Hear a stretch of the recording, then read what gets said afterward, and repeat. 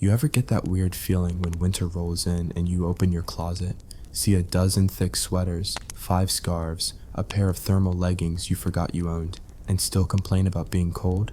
Yeah? Well, let's imagine how it felt to be a medieval peasant in the dead of winter, staring at a single threadbare tunic, a pair of shoes made from regret and old turnip sacks, and knowing you were about to endure 6 months of frostbite. Welcome to the charming historical nightmare, where peasants didn't just make do. They made clothing from whatever they could beg, steal, or scrape off a half-decomposed animal. Before you get comfortable, please hit like and subscribe, but only if you truly enjoy what I do. Drop a comment telling me where you're tuning in from and what time it is for you. It's always fascinating to see who's joining us from around the world. Now dim the lights, maybe turn on a fan for that soft background hum, and let's dive together into today's journey. Let's start by tearing down the modern fantasy that medieval peasants wandered around in picturesque linen smocks and cozy wool cloaks, singing madrigals. In truth, winter clothing was an annual crisis. Every year, as the last leaves fell, entire villages collectively realized, ah yes, time to freeze to death again. Most peasants owned a single set of clothes. One, a tunic if you were lucky, a smock if you weren't, and if you were truly blessed, a pair of hose. Not 2 pairs, mind you, a single pair. Those hose would start the year as leggings and by February resemble moth-eaten fishnets. Repairs weren't so much a skill as a way of life. You didn't sew up holes. You stitched the hole to another hole and prayed it stayed together. When the chill arrived, you had exactly 2 options: layer or improvise. Layering might involve wearing a tunic over your smock, and if you were unimaginably fortunate, adding a cloak made of coarse wool so scratchy it exfoliated your skin with every step. But what if you didn't own a cloak? Then you improvised. Old sacks from the miller were a common favorite.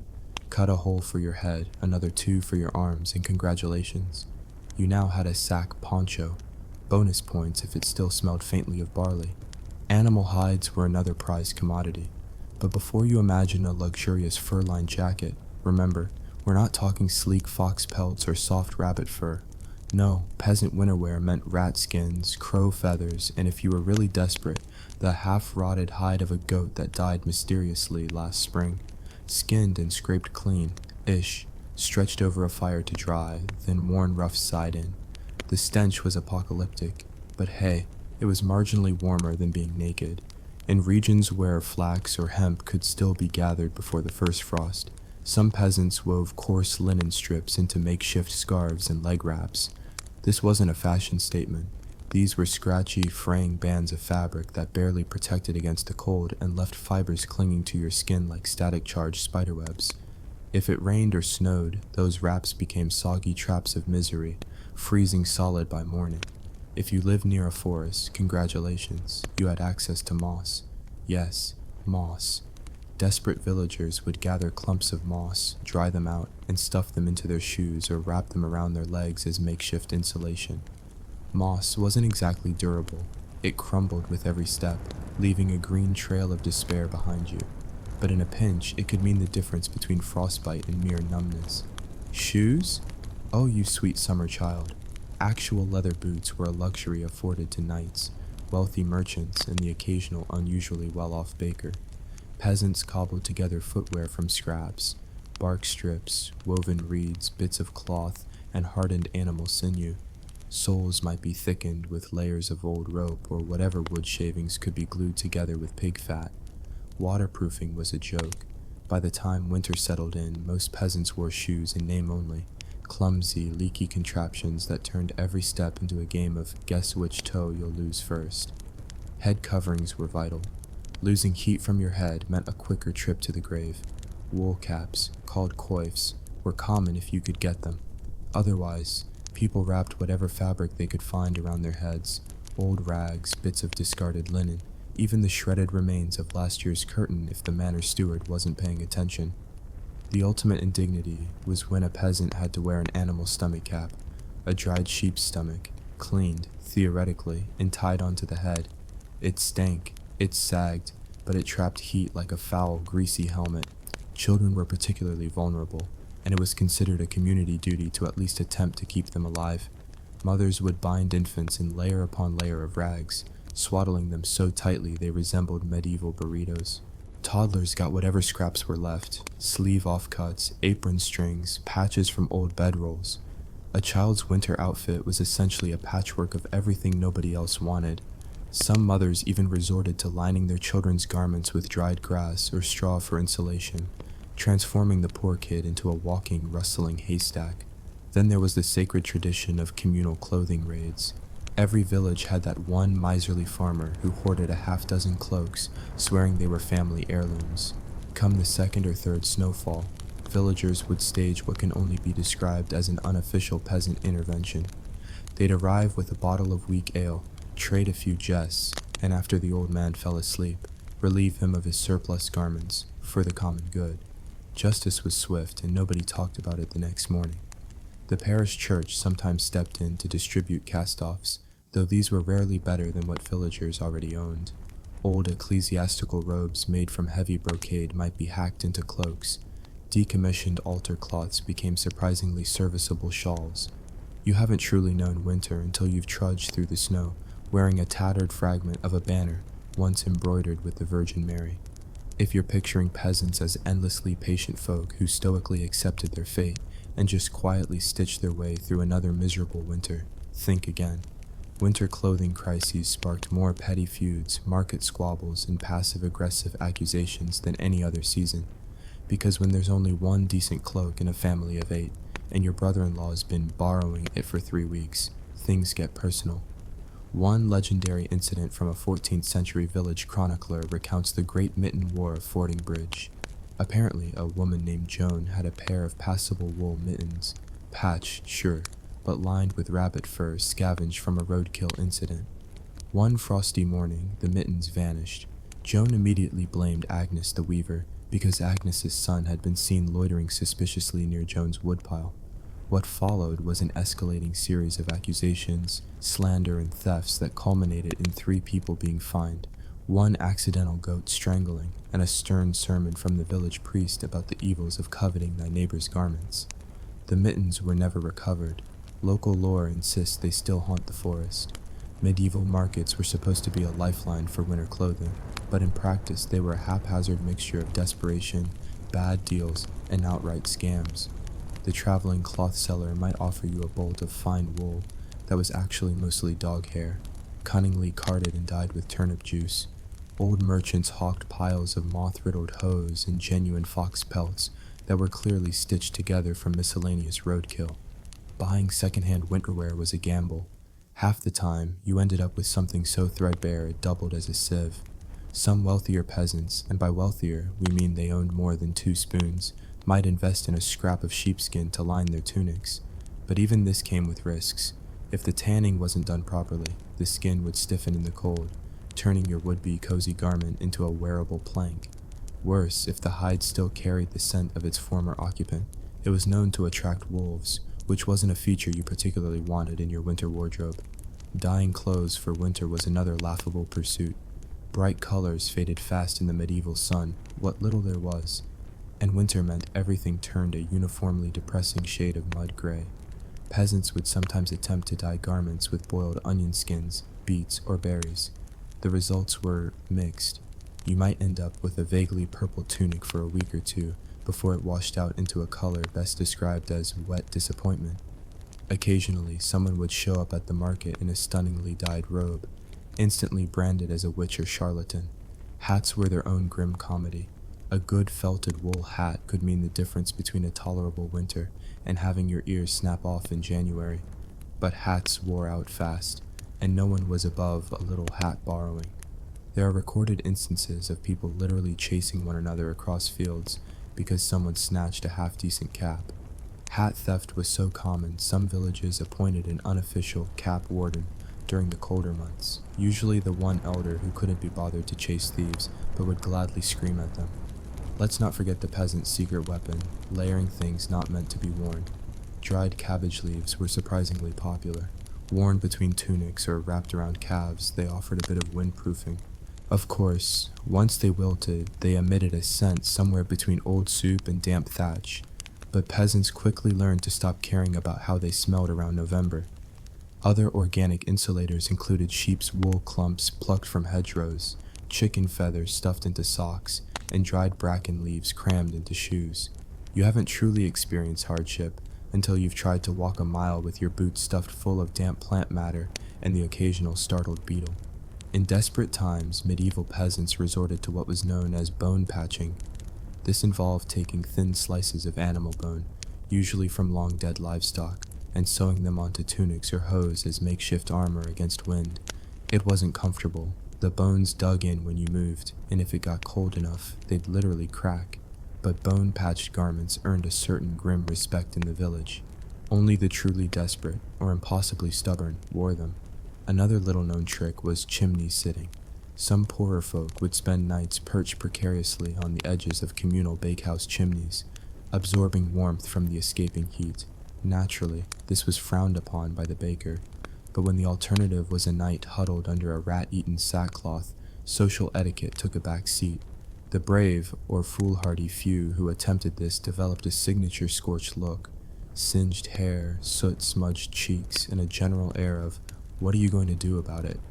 By the time winter reached its worst, village attire resembled a patchwork fever dream. A man might sport a tunic originally dyed blue, faded to gray, patched with 3 different shades of sackcloth, belted with a rope, and accented by a hat made from 2 stitched-together rabbit pelts and a stolen altar cloth.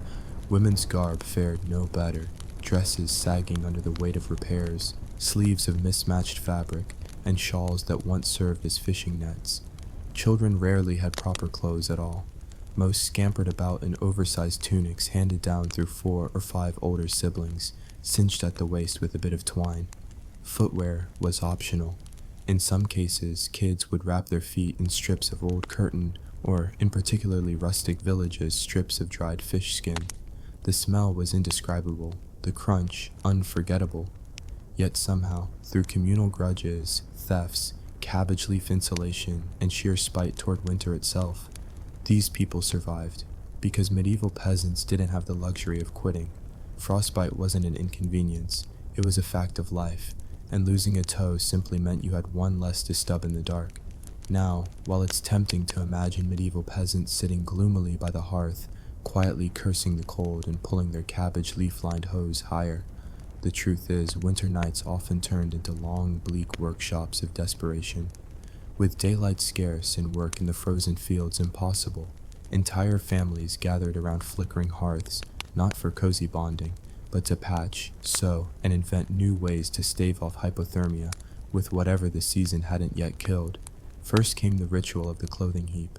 Every scrap of fabric, every worn-out shoe, every suspiciously crunchy tunic was dragged out of chests, and cupboards, and barns. The family would then collectively sort through it, dividing it into 4 sacred piles. Still wearable if you squint, might work as insulation, could probably patch a hole, and better use it as fire starter before it walks off on its own. The sorting process inevitably devolved into arguments about who ruined what, when, and whether it was truly necessary to wear your only decent cloak to muck out the pigs in October. Repairs were rarely subtle affairs. If a tunic tore, you didn't bother matching the thread or fabric, you just slapped on whatever was available. It wasn't uncommon to see winter garments sporting patches of old sailcloth, bits of canvas tents, or strips cut from abandoned saddlebags. A respectable winter outfit might feature so many visible mends it looked like a medieval quilt with sleeves. Thread was precious, and if you ran out, you made do. Peasants twisted strands of horsehair, plant fibers, or even long human hairs into crude thread. Human hair thread was famously strong and famously disgusting. In particularly lean years, villages designated a harvest head, usually an older widow with long gray locks, whose hair would be carefully trimmed and spun into emergency thread stock. When materials ran truly scarce, peasants got creative. Old fish nets became mittens. Worn-out chicken coop netting was repurposed as scarf material, with straw interwoven for warmth. There are surviving records of people using bundles of nettles stripped of their stinging bits as a rough, fibrous cloth. It itched like hell and left red welts, but if you were wrapped tight enough, the cold couldn't reach you under the sheer rage of your own discomfort. Communal clothing swaps were another essential winter event. Not out of charity, God no, but because it was in everyone's best interest not to let neighbors freeze to death. A dead neighbor meant one fewer pair of hands come planting season and fewer shoulders to help raise a barn. At the swap, families bartered whatever they could spare. A reasonably intact pair of hose might fetch 2 patched gloves and half a boiled turnip. A cloak with only minor rat damage could be worth a sack of dried peas. Of course, deals were cutthroat. Old grudges flared, and more than one swap ended with someone storming off wearing 3 cloaks at once, daring anyone to stop them. It wasn't just humans who suffered. Livestock, crucial for both survival and future food supply, also needed protecting. Peasants sewed crude animal cloaks for their most valuable beasts, oxen, horses, and occasionally prized goats.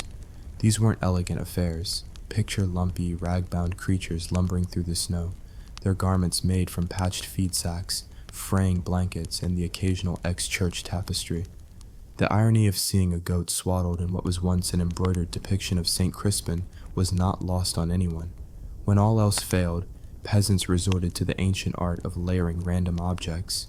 Need insulation? Shove a handful of straw between your tunic and smock. Better yet, wrap your arms in strips of birch bark. It wasn't flexible, but it added a layer between you and the wind. Some even lined the inside of their shoes with clay before stuffing them with straw. The clay acted as a crude insulator, and when dry, formed a brittle crust that might stave off frostbite for a few blessed hours. For those particularly daring, or hopeless, there was the risky business of wool poaching. Manor flocks were supposed to be off limits, but a skilled hand could shear a sleeping sheep or snip tufts of wool from bushes and fences where it snagged. Getting caught meant fines, beatings, or worse, so these nighttime heists were swift, silent affairs. Peasants wrapped themselves in stolen tufts, patching garments on the spot, knowing that, if they waited until morning, their prize might be claimed by someone else or blown away by the wind. Indoor insulation techniques were equally desperate.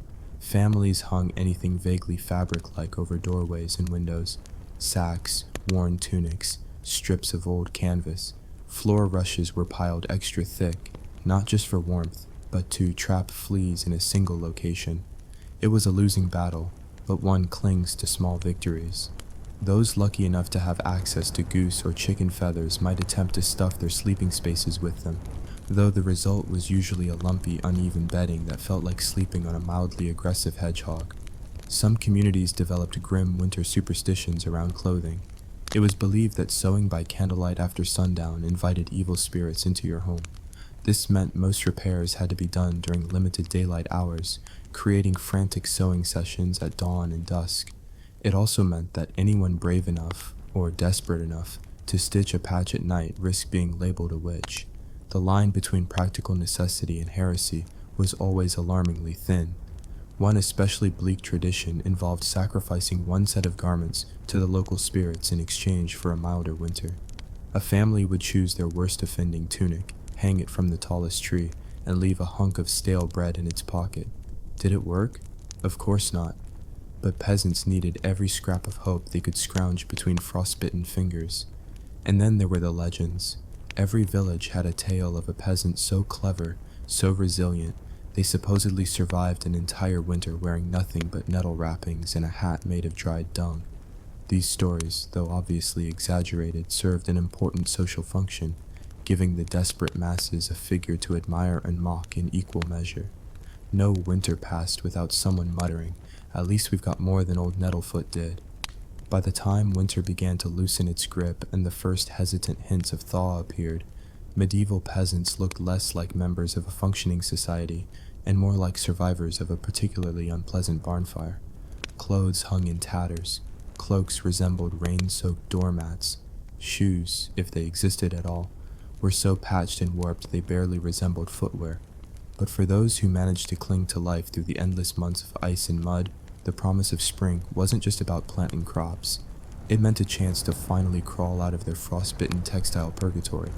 The moment the snow started to retreat, villages erupted into a frenzy of what could generously be called spring cleaning. Every remaining scrap of winter clothing was gathered, inspected, and either painstakingly mended for next year, or ceremoniously burned in what some areas dubbed the Great Garment Purge. This wasn't done for superstition or symbolism, it was pragmatic. Anything too riddled with lice, mold, or God knows what was a health risk by March.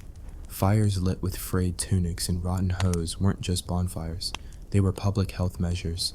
Peasants took stock of their surviving wardrobe with a mix of grim satisfaction and outright horror. This was the season of hard choices. Did you patch last year's tunic one more time, even though it now resembled a fishing net? Could the smock you wore to dig graves in December pass for everyday wear come May? These were the questions that mattered. The bartering began anew, with peasants desperate to trade a service, a chicken, or a promise of future grain for a halfway decent cloak. Markets filled again with itinerant traders hawking dubious fabrics and questionable tailors offering their services. The term tailor was generous. Most were just old women with strong opinions and passable eyesight. They'd take one look at your clothes, cluck disapprovingly, and recommend unholy combinations of fabric patches to squeeze one more season out of a garment already giving up the ghost. Textiles were expensive, and the supply lines hadn't improved much during the famine-prone, war-torn medieval years. Imported cloth was rare and reserved for nobles. Peasants relied on local flax, hemp, and what little wool could be begged or illicitly gathered. Peasant children were sent out to comb hedgerows and fences for lost tufts of wool left by passing sheep. These scraps would be cleaned, carded, spun, and somehow transformed into new, if thoroughly depressing, cloth. Spinning and weaving resumed in every home. Looms creaked under the strain of constant use. Women worked long into the evening, especially in those brief spring weeks before planting season consumed every daylight hour. Spinning wheels weren't yet common in the earliest medieval centuries, so most spinning was done with drop spindles. Painstakingly slow, but better than freezing next winter because you got distracted. Fashions, such as they were, shifted subtly. If someone managed to score a decent bit of blue-dyed cloth, you could expect to see the entire village attempting to replicate the color, using whatever local plants vaguely resembled woad. Resulting attempts often turned out swamp green or dead frog brown, but the effort was noted. Every so often, a traveling tinker or peddler would bring with them a scrap of imported cloth, usually purloined from a battlefield or a noble's laundry pile. Owning a strip of crimson or fine green cloth became an object of envy and suspicion. You didn't just wear it, you wielded it like a social weapon. Footwear remained a running joke. Those lucky enough to afford new shoes cobbled together from local leather avoided public notice for fear of drawing theft or envy. Most peasants simply accepted that cold, wet, and blistered feet were part of life. It was widely understood that if your boots could last 2 winters, you had either made a deal with the devil or were stealing from the manor. Seasonal rituals celebrated the survival of both body and wardrobe. May Day festivals often included a tongue-in-cheek competition for the most impressively patched tunic. Victors were crowned with a crude wreath of early spring blossoms and given a prize of dubious merit, perhaps a half-rotted apple or the promise of first pick at the communal flax harvest. Villagers joked that the patches held your soul together as much as your clothing. Those who failed to make it through winter unscathed were mourned, but also thoroughly picked over. There was no shame in scavenging a dead man's hose or cutting the buttons off a widow's discarded smock. Better to keep a piece of them alive through your patched sleeves than to let good cloth rot in the grave. Old laws even regulated funeral clothing, sometimes requiring the burial of a deceased villager in their least serviceable garments to prevent waste. Children born during the long winter months were considered both a blessing and a problem. A blessing because they represented new hands for the harvest and another chance to fatten the population. A problem because they needed clothes. Most newborns were wrapped in a mixture of rags, old curtain scraps, and whatever fabric bits the village midwife managed to scrounge up. The first garment a child wore was usually a pieced-together nightmare of every color and texture imaginable, looking like it had been looted from a scarecrow's wardrobe. By mid-spring, once planting was underway, attention shifted back to ensuring everyone had at least one tunic that wouldn't dissolve in the rain. Women organized communal sewing days, gathering at the largest hearth in the village to combine their labor. Stories were swapped, grievances aired, and stitches hurriedly knotted. It wasn't just about warmth anymore. A man needed to look reasonably human to convince the reeve to let him plow a decent field. The cycle continued, clothing born from the ashes of the last bitter season, infused with memories of frostbite, hunger, and the occasional drunken bonfire. Every garment was a living document of peasant resilience, each patch and mend a footnote in the ongoing saga of surviving nature's indifference. And when the cold winds returned, as they inevitably did, peasants would once again haul out their bundles of threadbare horrors, adjust their cabbage leaf insulation, and prepare for yet another season of stubbornly not dying. Because in the medieval world, winter wasn't something you endured. It was a predator you outwitted one desperate scrap of fabric at a time.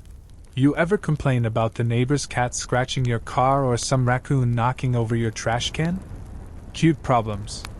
Now imagine instead you live in the 14th century, it's the dead of winter, you haven't eaten anything but turnip stew for 2 weeks, and outside your door are a pack of wolves so desperate for a snack they'd chew your legs off just for the marrow. Welcome to the delightful medieval pastime of fending off starving beasts while trying not to freeze to death. Before you get comfortable, please hit like and subscribe, but only if you truly enjoy what I do. Drop a comment telling me where you're tuning in from and what time it is for you. It's always fascinating to see who's joining us from around the world. Now dim the lights, maybe turn on a fan for that soft background hum, and let's dive together into today's journey. Let's start by establishing that winter in medieval Europe wasn't just a season, it was an annual apocalypse. Crops failed. People starved. And the animals? The animals lost their collective minds. Starving wolves, feral dogs, and even half-crazed livestock turned entire villages into glorified siege camps. When the snow came down and food ran out, the line between civilized life and pure, unfiltered chaos blurred real fast. Wolves were the headliners of this annual horror show. Not the noble, misunderstood creatures of modern documentaries.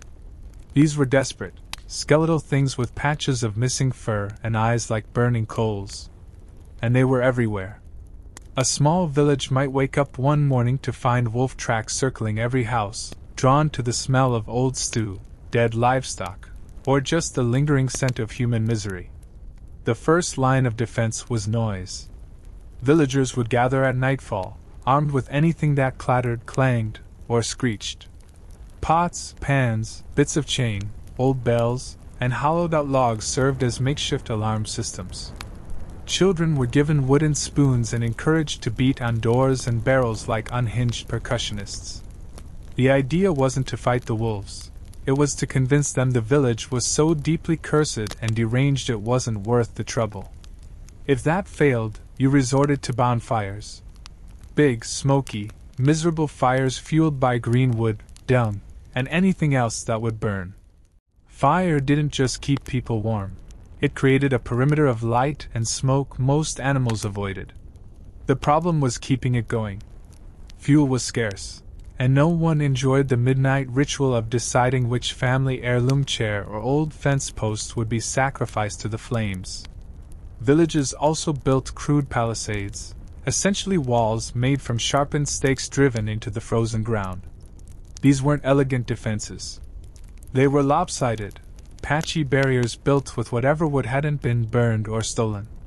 But even a half-collapsed palisade could slow down a hungry wolf pack long enough for villagers to grab their noisiest pans and start hollering. Some households installed what they optimistically called beast shutters. These were extra planks nailed over windows and doors during winter, often covered in pitch or pig fat to make them harder for claws to tear through. The downside was it made the house darker, colder, and infinitely smokier, since ventilation was now an afterthought.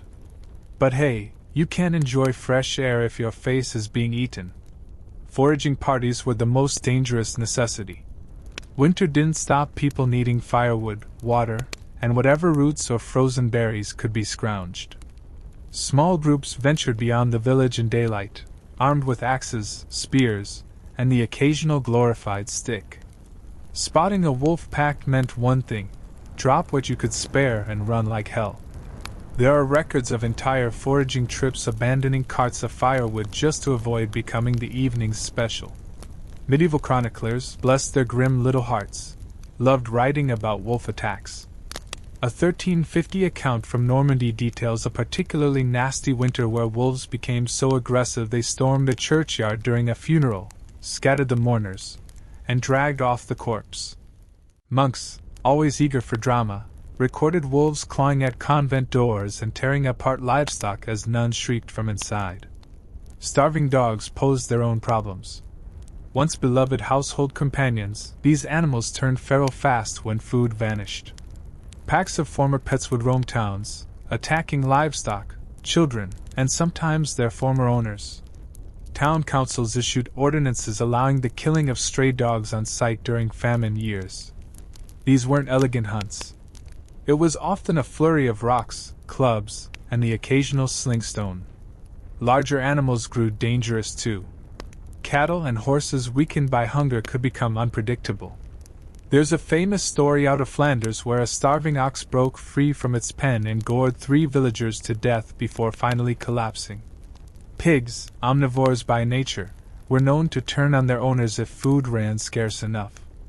Yes, medieval peasants were sometimes eaten by their own pigs. And you thought your job was stressful. In desperation, peasants developed bizarre deterrents. Dead animal carcasses, especially those of wolves or dogs, were hung from trees near roads and village boundaries. The stench and sight supposedly discouraged other predators. Did it work? Probably not. But in a winter where hope was rationed as tightly as grain, people clung to any superstition with teeth. Religious charms, too, came out in force. Wolf teeth were worn as pendants. Psalms were carved into door lintels. The bones of obscure saints were paraded around the perimeter of villages in hopes of warding off hungry beasts.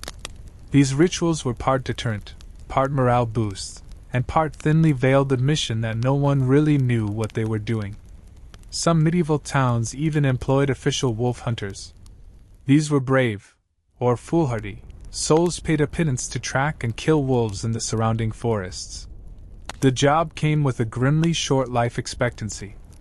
Hunter tools included spears, crude iron traps, and giant wooden mallets, which sound like something from a slapstick comedy until you realize they were used to crush the skulls of trapped animals.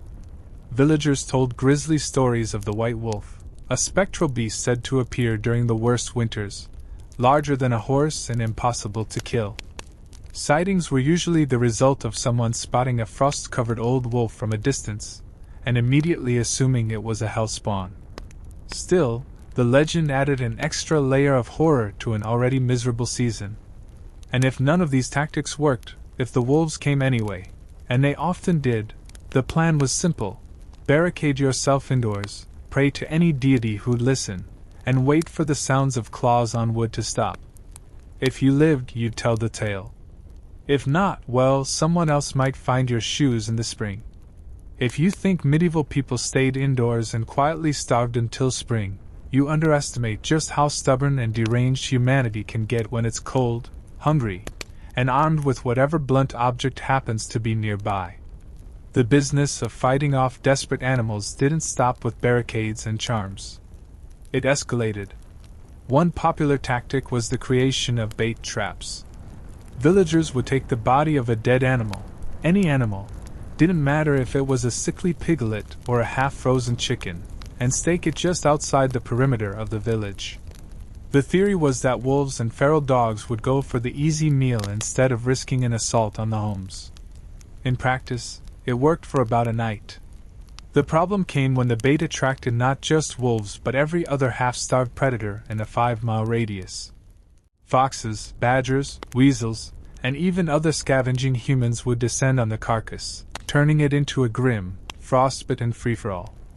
Then there were the pit traps. Simple holes dug into the ground, lined with sharpened stakes, and camouflaged with snow and brush. In theory, a pursuing wolf would blunder into one and impale itself. In reality, half the time it was an unlucky peasant or livestock that fell in, breaking a leg or worse. But on the rare occasion a trap did catch a wolf, it was cause for a village-wide celebration, involving weak ale, terrible music, and someone inevitably passing out in a snowdrift. Clever peasants also devised what was ominously known as the wolf collar, a heavy wooden yoke fitted with nails and spikes. Desperate dogs or wolves attempting to attack livestock would get tangled in the contraption, often injuring themselves in the process. These devices were crude, brutal, and about as humane as a falling anvil, but no one was prioritizing ethics when winter was actively trying to kill them. Some villages experimented with mobile defense. Groups of peasants would form makeshift patrols at dusk, armed with staves, crude spears, and firebrands. The idea was to scare off predators before they ventured too close. These patrols were loud, miserable affairs, with half the participants drunk on whatever alcoholic slurry could be brewed from spoiled grain. Still, they managed to occasionally drive off a wolf pack, though casualties were not uncommon. Even medieval monasteries weren't safe. There are records of abbots leading monks on wolf hunts armed with farm tools and the occasional blessed crossbow. One especially gruesome account from a northern English priory describes a monk being dragged off by wolves after tripping in a snowdrift, his cries reportedly drowned out by the howling wind and the fervent praying of his comrades. Superstition colored much of the defense strategy. Villagers believed that certain herbs, hung in doorways or burned in hearths, could ward off predatory beasts. Pennyroyal, rosemary, and garlic were favorites. Not because wolves feared them, but because the smell masked the scent of human flesh. Homes reeked of damp herbs and desperation. Winter markets turned into grim exchanges where one might barter a chunk of salted meat or a single iron trap for any item rumored to fend off wolves. Charms made from bones, old relics, or chunks of iron were sold at absurd prices. Desperation made fools of everyone, and some people swore by charms so obviously fake it's a miracle anyone survived at all. Certain old folk tales warned of witches who could command wolves. Accusations often followed the worst attacks. Unlucky widows, loners, or anyone deemed odd might find themselves blamed for a sudden rash of livestock deaths. In the worst cases, these accusations led to beatings, exile, or worse. Fear and famine made convenient scapegoats out of the harmless. Despite everything, some peasants adopted half-feral dogs as guard animals. A starving village mutt, fed just enough to stay loyal, could be surprisingly effective at alerting people to prowling predators. These dogs weren't pampered pets but rough, scarred beasts who knew how to survive in the wild better than most of the villagers. When dawn finally came, it revealed the grim aftermath: claw marks on doors, frozen animal carcasses, tracks crisscrossing the snow. Villagers counted heads, checked for missing livestock, and buried their dead. The night's casualties were quietly tallied. Those who survived would swap grisly stories, each trying to one-up the other with tales of narrow escapes or acts of improbable bravery. As winter dragged on, the community's defenses frayed. The wood piles dwindled. The traps rusted. Fear turned to exhaustion. And yet, despite it all, the villagers pressed on. Because there wasn't a choice. Winter didn't care about your losses, your exhaustion, or your grief. And if you couldn't fight off the beasts with iron, fire, and desperation, you joined the long list of forgotten souls buried beneath the snow. And this was only halfway through the season. By midwinter, desperation hung over medieval villages like a rancid fog. The frostbitten landscape had turned every road into a slick death trap, and the forests surrounding settlements were no longer just a source of timber and mushrooms. They were enemy territory. The animals lurking within had grown lean, savage, and inventive. And so had the people. The villagers began to develop what modern psychologists would probably call siege mentality, though medieval chroniclers just called it going a bit funny. It started with whispers, strange shadows seen by the latrine, eerie howls that didn't quite sound like wolves, rumors of an enormous beast that could break down a door with its shoulder. Fear had a way of mutating facts. Some claimed a monstrous creature known only as the Bone Howler roamed the woods. It was said to be as tall as a man on horseback, with bones poking through its matted fur and breath that reeked of the grave. It supposedly appeared when a village was at its weakest, heralding ruin. Rational minds chalked it up to mass hysteria, or perhaps the local drunk's bad eyesight, but the effect was the same. No one went out alone after sundown. Despite everything, life couldn't stop. Water had to be fetched, traps had to be checked, and firewood scavenged. Lone travelers became prime targets for both wolves and opportunistic brigands. In some regions, reports of two-legged wolves surfaced, desperate men who'd taken to robbing, murdering, and occasionally eating their neighbors under the cover of darkness. Because when food ran out and the beasts came prowling, sometimes the worst predators still wore shoes. Desperate times called for desperate absurdities. One village in the Ardennes reportedly built a mobile wolf wagon, a large wooden cart covered in spikes, drawn by their last remaining ox.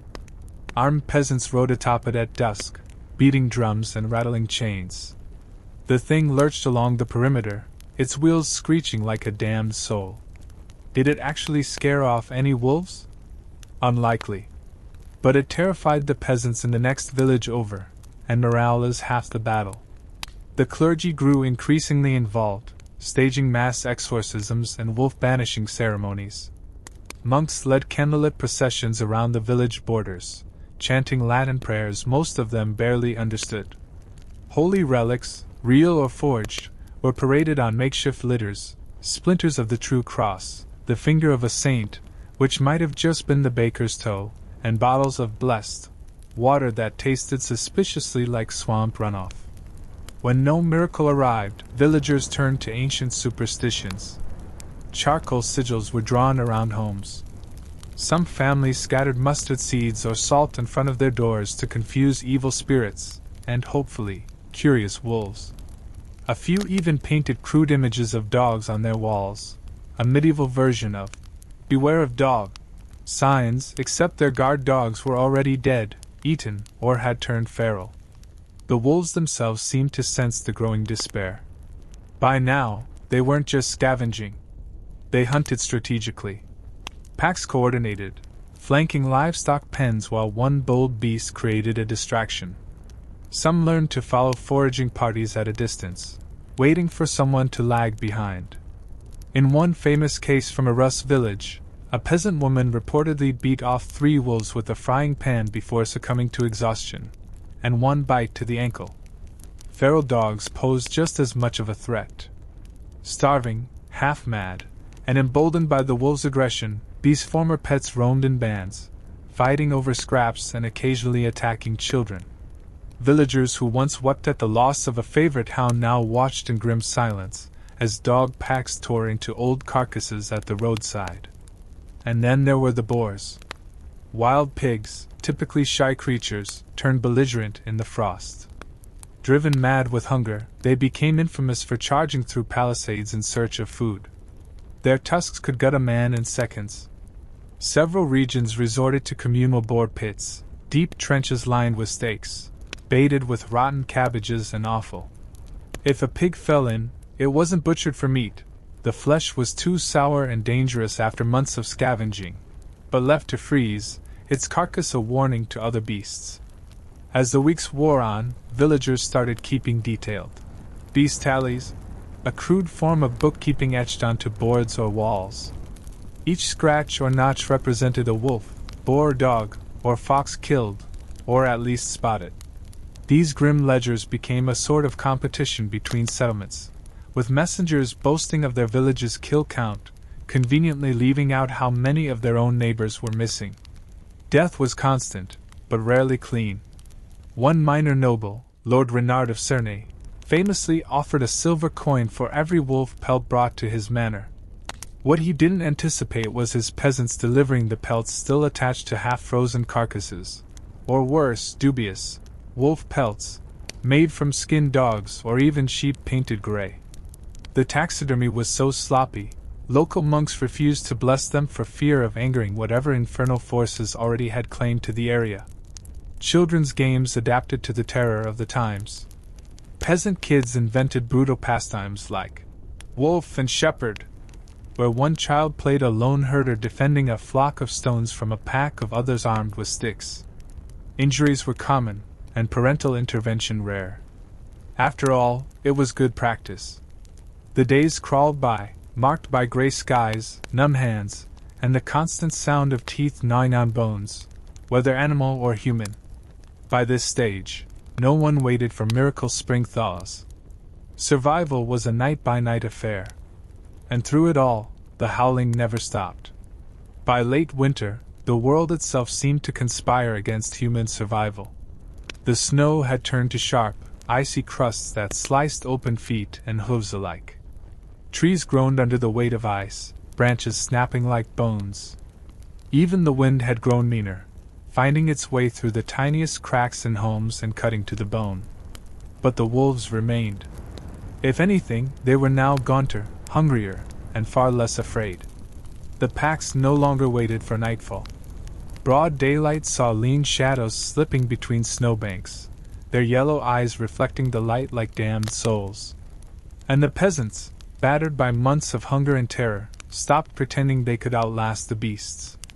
This wasn't a temporary crisis. It was a living siege.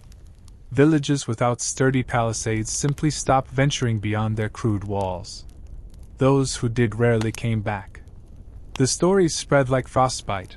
A boy dragged from his sled while collecting firewood, an old woman whose blood-streaked scarf was found near the woods, a hunter who fired his last arrow and vanished beneath a tangle of fur and snarling jaws. The wolves had grown so bold, they no longer even bothered to scatter at the clang of a pot or the shout of a prayer. The settlements adapted by growing meaner. Food was locked in cellars, and anyone caught stealing, even a handful of dried beans, risked being tied to a tree outside the walls, left as an offering. It was a death sentence disguised as justice. They called it the mercy tether. Some villages swore it worked, one death to save the rest. Others whispered it just made the wolves hungrier. Priests declared it the punishment of God. Warnings were carved into trees, crude depictions of fanged demons gnawing at human limbs. Travelers approaching the villages in those last weeks of winter sometimes turned back after seeing the twisted warnings. Or worse, the half-frozen corpses lashed to posts. No one questioned these decisions. Mercy was a luxury that had burned away with the last good firewood. And yet, even amid the horror, people found ways to cope. Songs were invented, crude little verses sung in low voices around dying fires. Children too young to understand the danger would giggle at the macabre lyrics. If the wolf knocks thrice on the door, don't answer him no more. Give him bones and frozen bread, and pray he takes the dead instead. One chronicler from the Low Countries recorded a grim winter custom. At sundown, villagers would cast dice, and the loser had to patrol the palisade until midnight with nothing but a torch and a club. If the poor fool survived, he was excused from chores for 2 days. If he didn't, his clothes went to the next unlucky soul.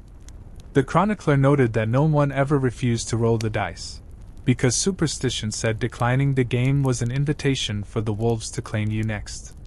The wolves themselves, worn down by hunger and sheer cold, sometimes fell victim to the traps meant for them.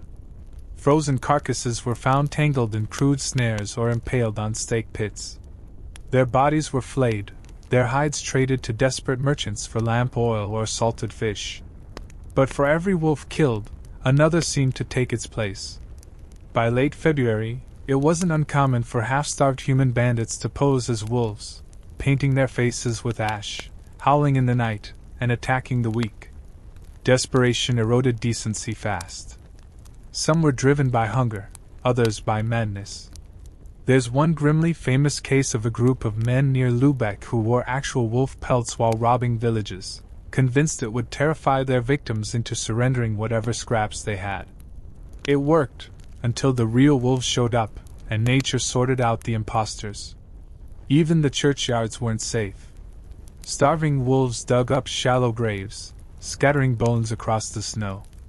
In places where the ground was too frozen to bury the dead properly, bodies were left in the church crypts or hastily piled in snowbanks. Some families kept the corpses of loved ones indoors until the thaw, covering them with furs and saying they were only sleeping. Grim denial is an excellent survival tactic. The final weeks before the thaw were the worst. The food was gone. The livestock either eaten or starved to death. The woods, once teeming with hares and birds, lay silent. The only movement was the wolves, moving in long, thin shapes along the horizon. Some villagers swore they learned to recognize individual beasts, the massive one with the scarred eye, the small one missing a tail. Old grudges were nursed against specific animals, as though they were rival clans. And then, without fanfare, the thaw came. The snow melted, the rivers cracked open with terrible groans, and the frost finally gave way to muck and rot. The wolves, as if summoned by some ancient, blood-soaked contract, vanished back into the forests. No one celebrated.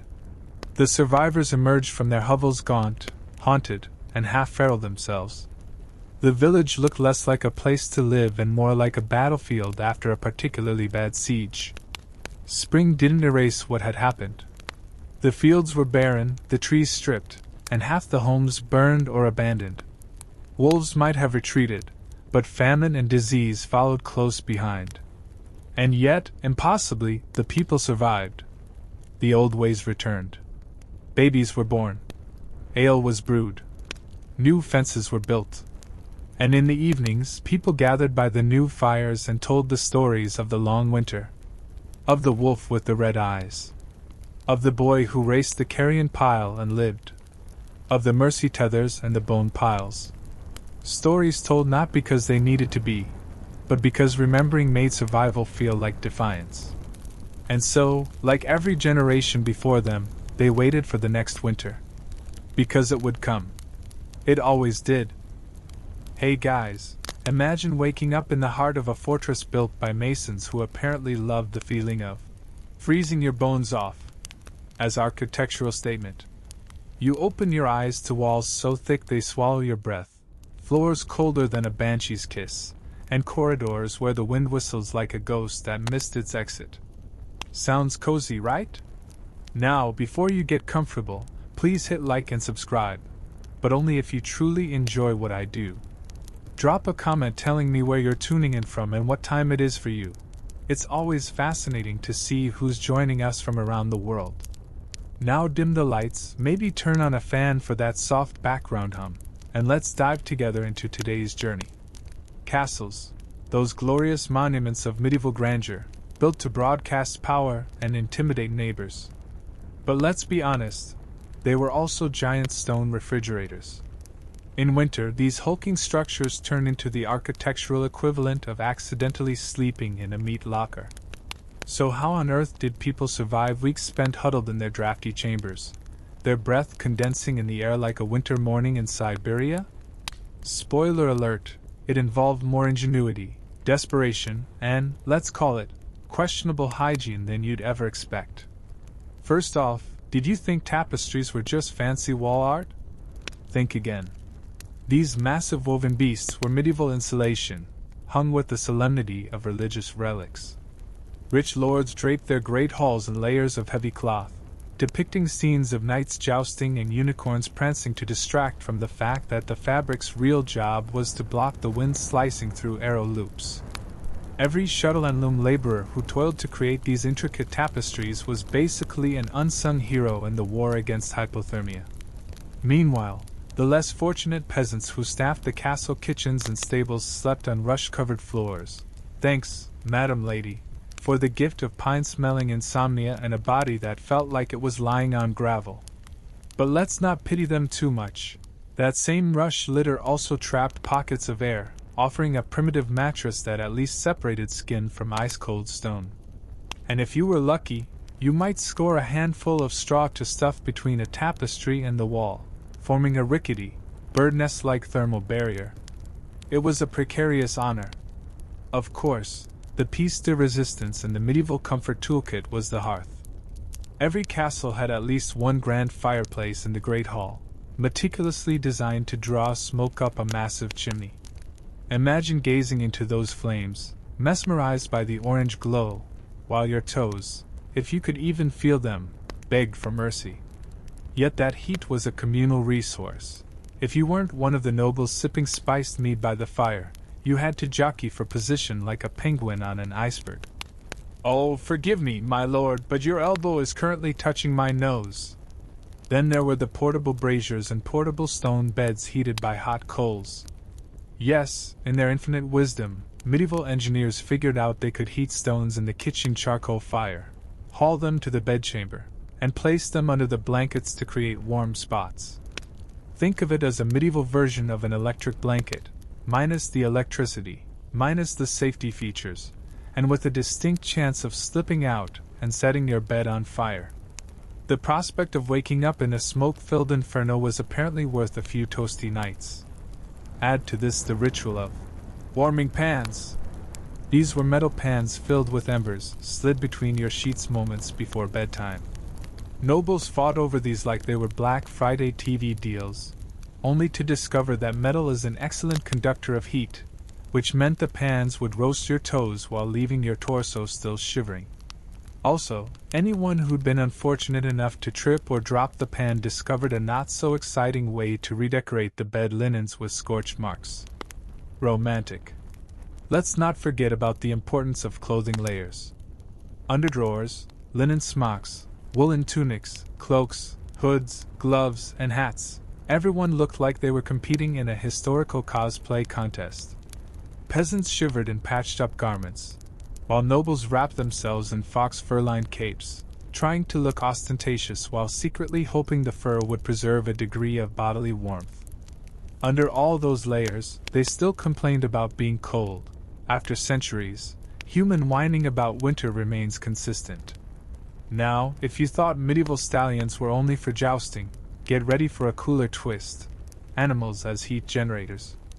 In some castles, people slept in rooms adjacent to the stables or kept cows and sheep in ground-floor chambers. This strategy ensured that the ambient temperature was raised by a steady supply of body heat from four-footed roommates. Nothing says luxury like cuddling next to a contented cow whose digestive processes create more greenhouse gases than a small factory. The aroma, of course, was an added, authentic, medieval experience. But landlords demanded rent, and room temperature was not an included amenity. If your feudal overlord decided to be particularly petty, he might disable a bedroom fireplace or refuse to refill braziers with coals. This meant you had to beg for scraps of warmth, literally trading coin or favor for 2 or 3 more fuel logs. One can imagine the heated negotiations. You want more wood?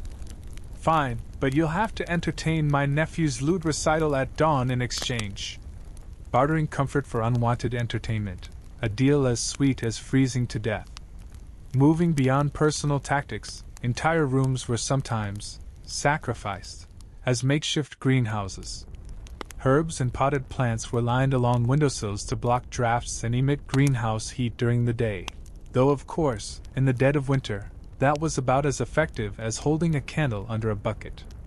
Still, the faint scent of rosemary and thyme made the frosty air feel marginally less like an ice chest. The upper floors often fared worse. Heat rises, yes, but castle architecture was more content with raw defense than coziness.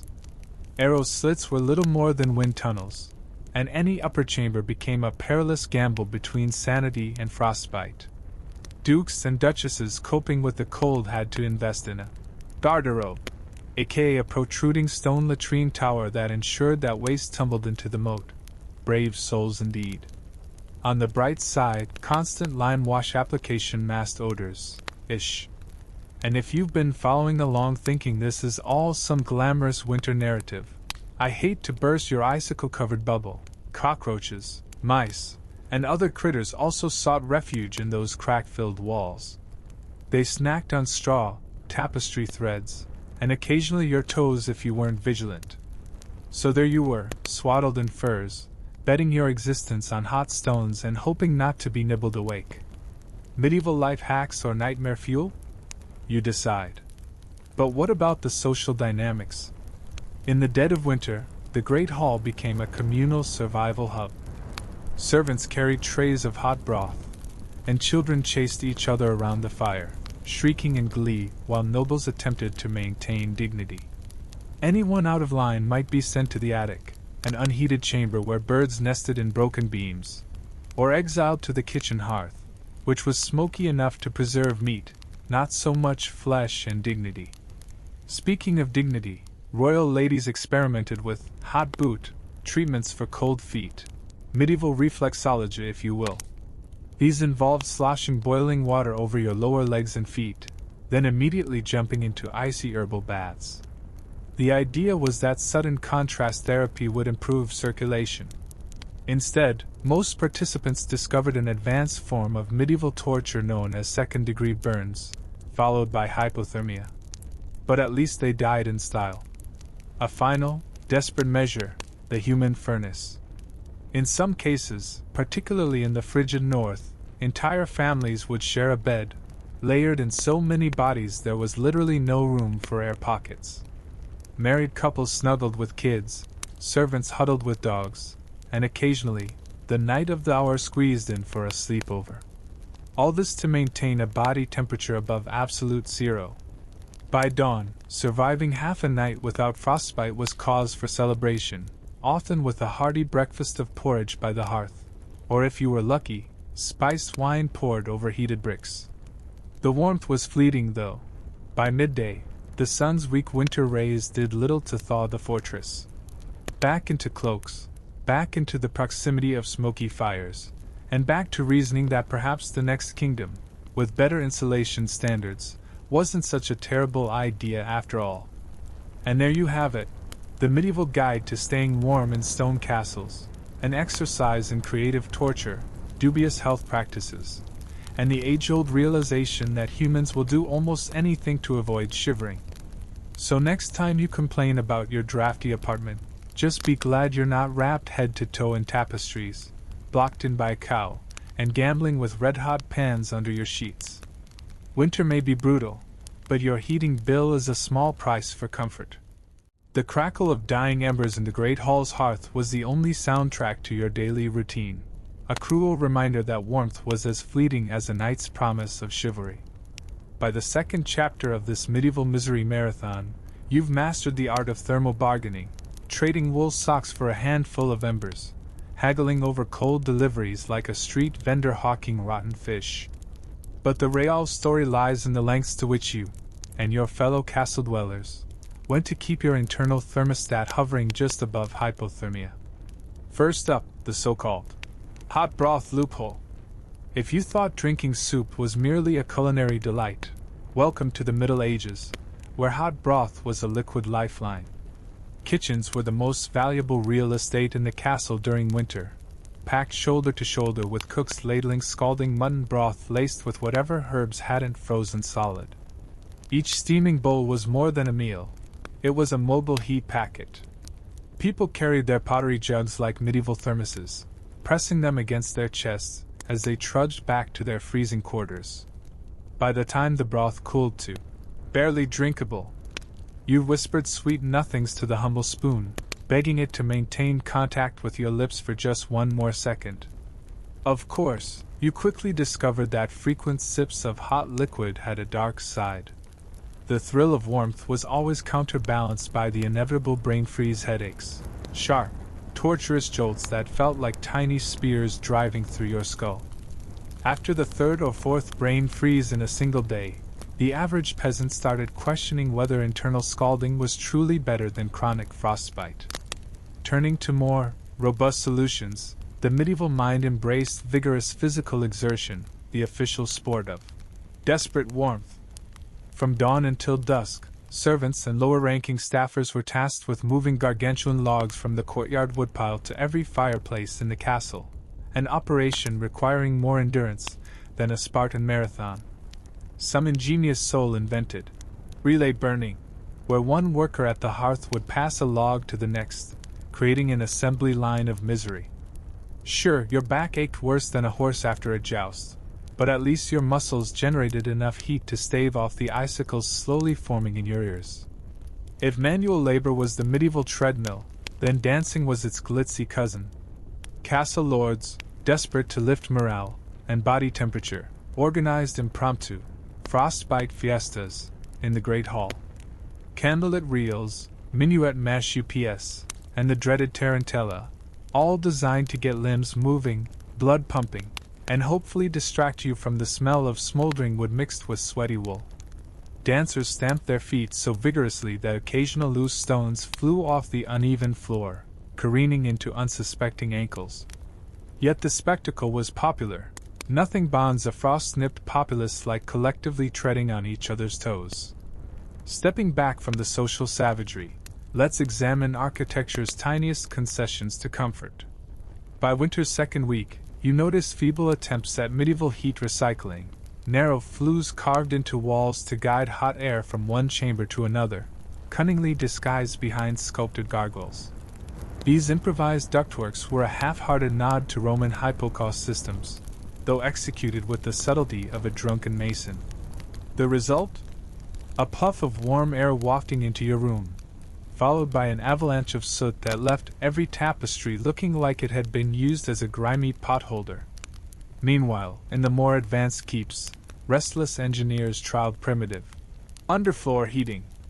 A network of shallow channels beneath the tile would carry hot ashes from the main hearth, spreading warmth across your feet as you paced at 2 a.m., debating the merits of life choices that led you to this frosty realm. The concept was promising, except that ash tends to cool quickly, and the channels required near round-the-clock furnace feeding. Most of these systems were abandoned mid-season, leaving behind dusty grooves that guests tripped over, and the occasional unwary lord who slipped and face-planted into the muck.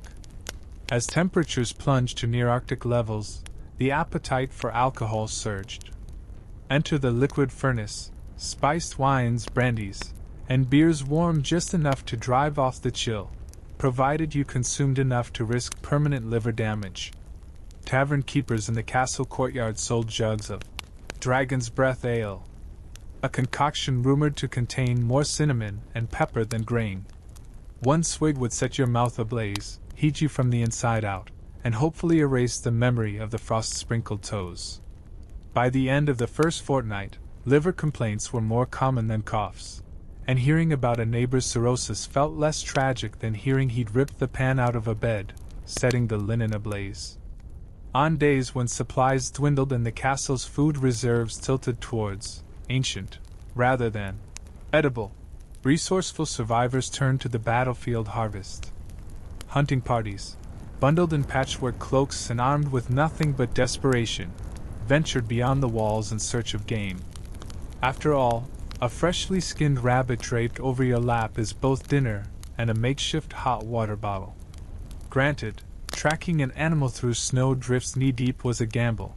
Either you bagged dinner or you became dinner's next course. Yet mortality statistics hardly mattered if the alternative was a slow freeze. Let's spotlight one particularly harrowing anecdote from Cold March Keep. Lady Beatrice, widowed and freezing, discovered that the mooring lines of a stranded boat in the moat could be yanked through her chamber window to tug in logs piled on the outer wall. Ingenious, until the log pile collapsed, crushing her nightstand and scattering her prized vanity candles into the moat's icy water. The resulting scheme to rescue candles netted her 3 icicle-shattered window panes, 2 broken elbows, and a lesson: never mix logistical innovation with a half-frozen moat. Seeking relief from this cycle of suffering, some castle factions embraced what they called water immersion therapy, a medieval spin on modern spa retreats. The noble spa was nothing more than a large tub filled with bathwater heated by scalding rocks tossed in from the kiln. Participants sat for hours in tepid pools, hoping their core temperature would rise enough to fend off the draft when they inevitably climbed out.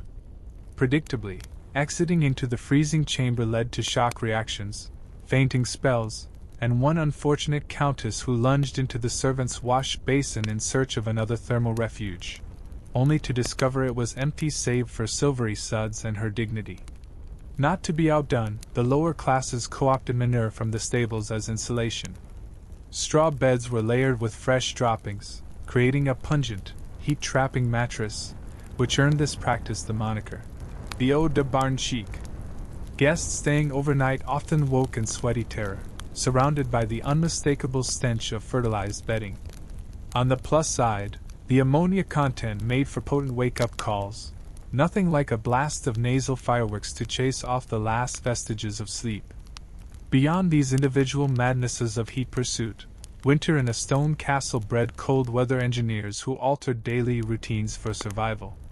Meals were scheduled around thermal peaks, times when the hearth was blazing hottest, breakfast at dawn's first light, a mid-morning coffee break of hot spiced cider, lunch, an afternoon tea of warmed honey water, supper, and a final, nocturnal nightcap of warmed ale. This regimented intake of hot liquids constituted a full-body defense plan, internal firewalls against the creeping chill. Of course, it also guaranteed everyone in the castle was perpetually, disturbingly buzzed. Meanwhile, the hierarchy of warmth became rigidly codified. The Lord Solar, the private chamber, sat above the great hall, benefiting from heat rising through the floor. Beneath him, favored guests or senior clergy claimed the first-floor rooms adjacent to the kitchen, where stray sparks occasionally drifted through a loose flagstone.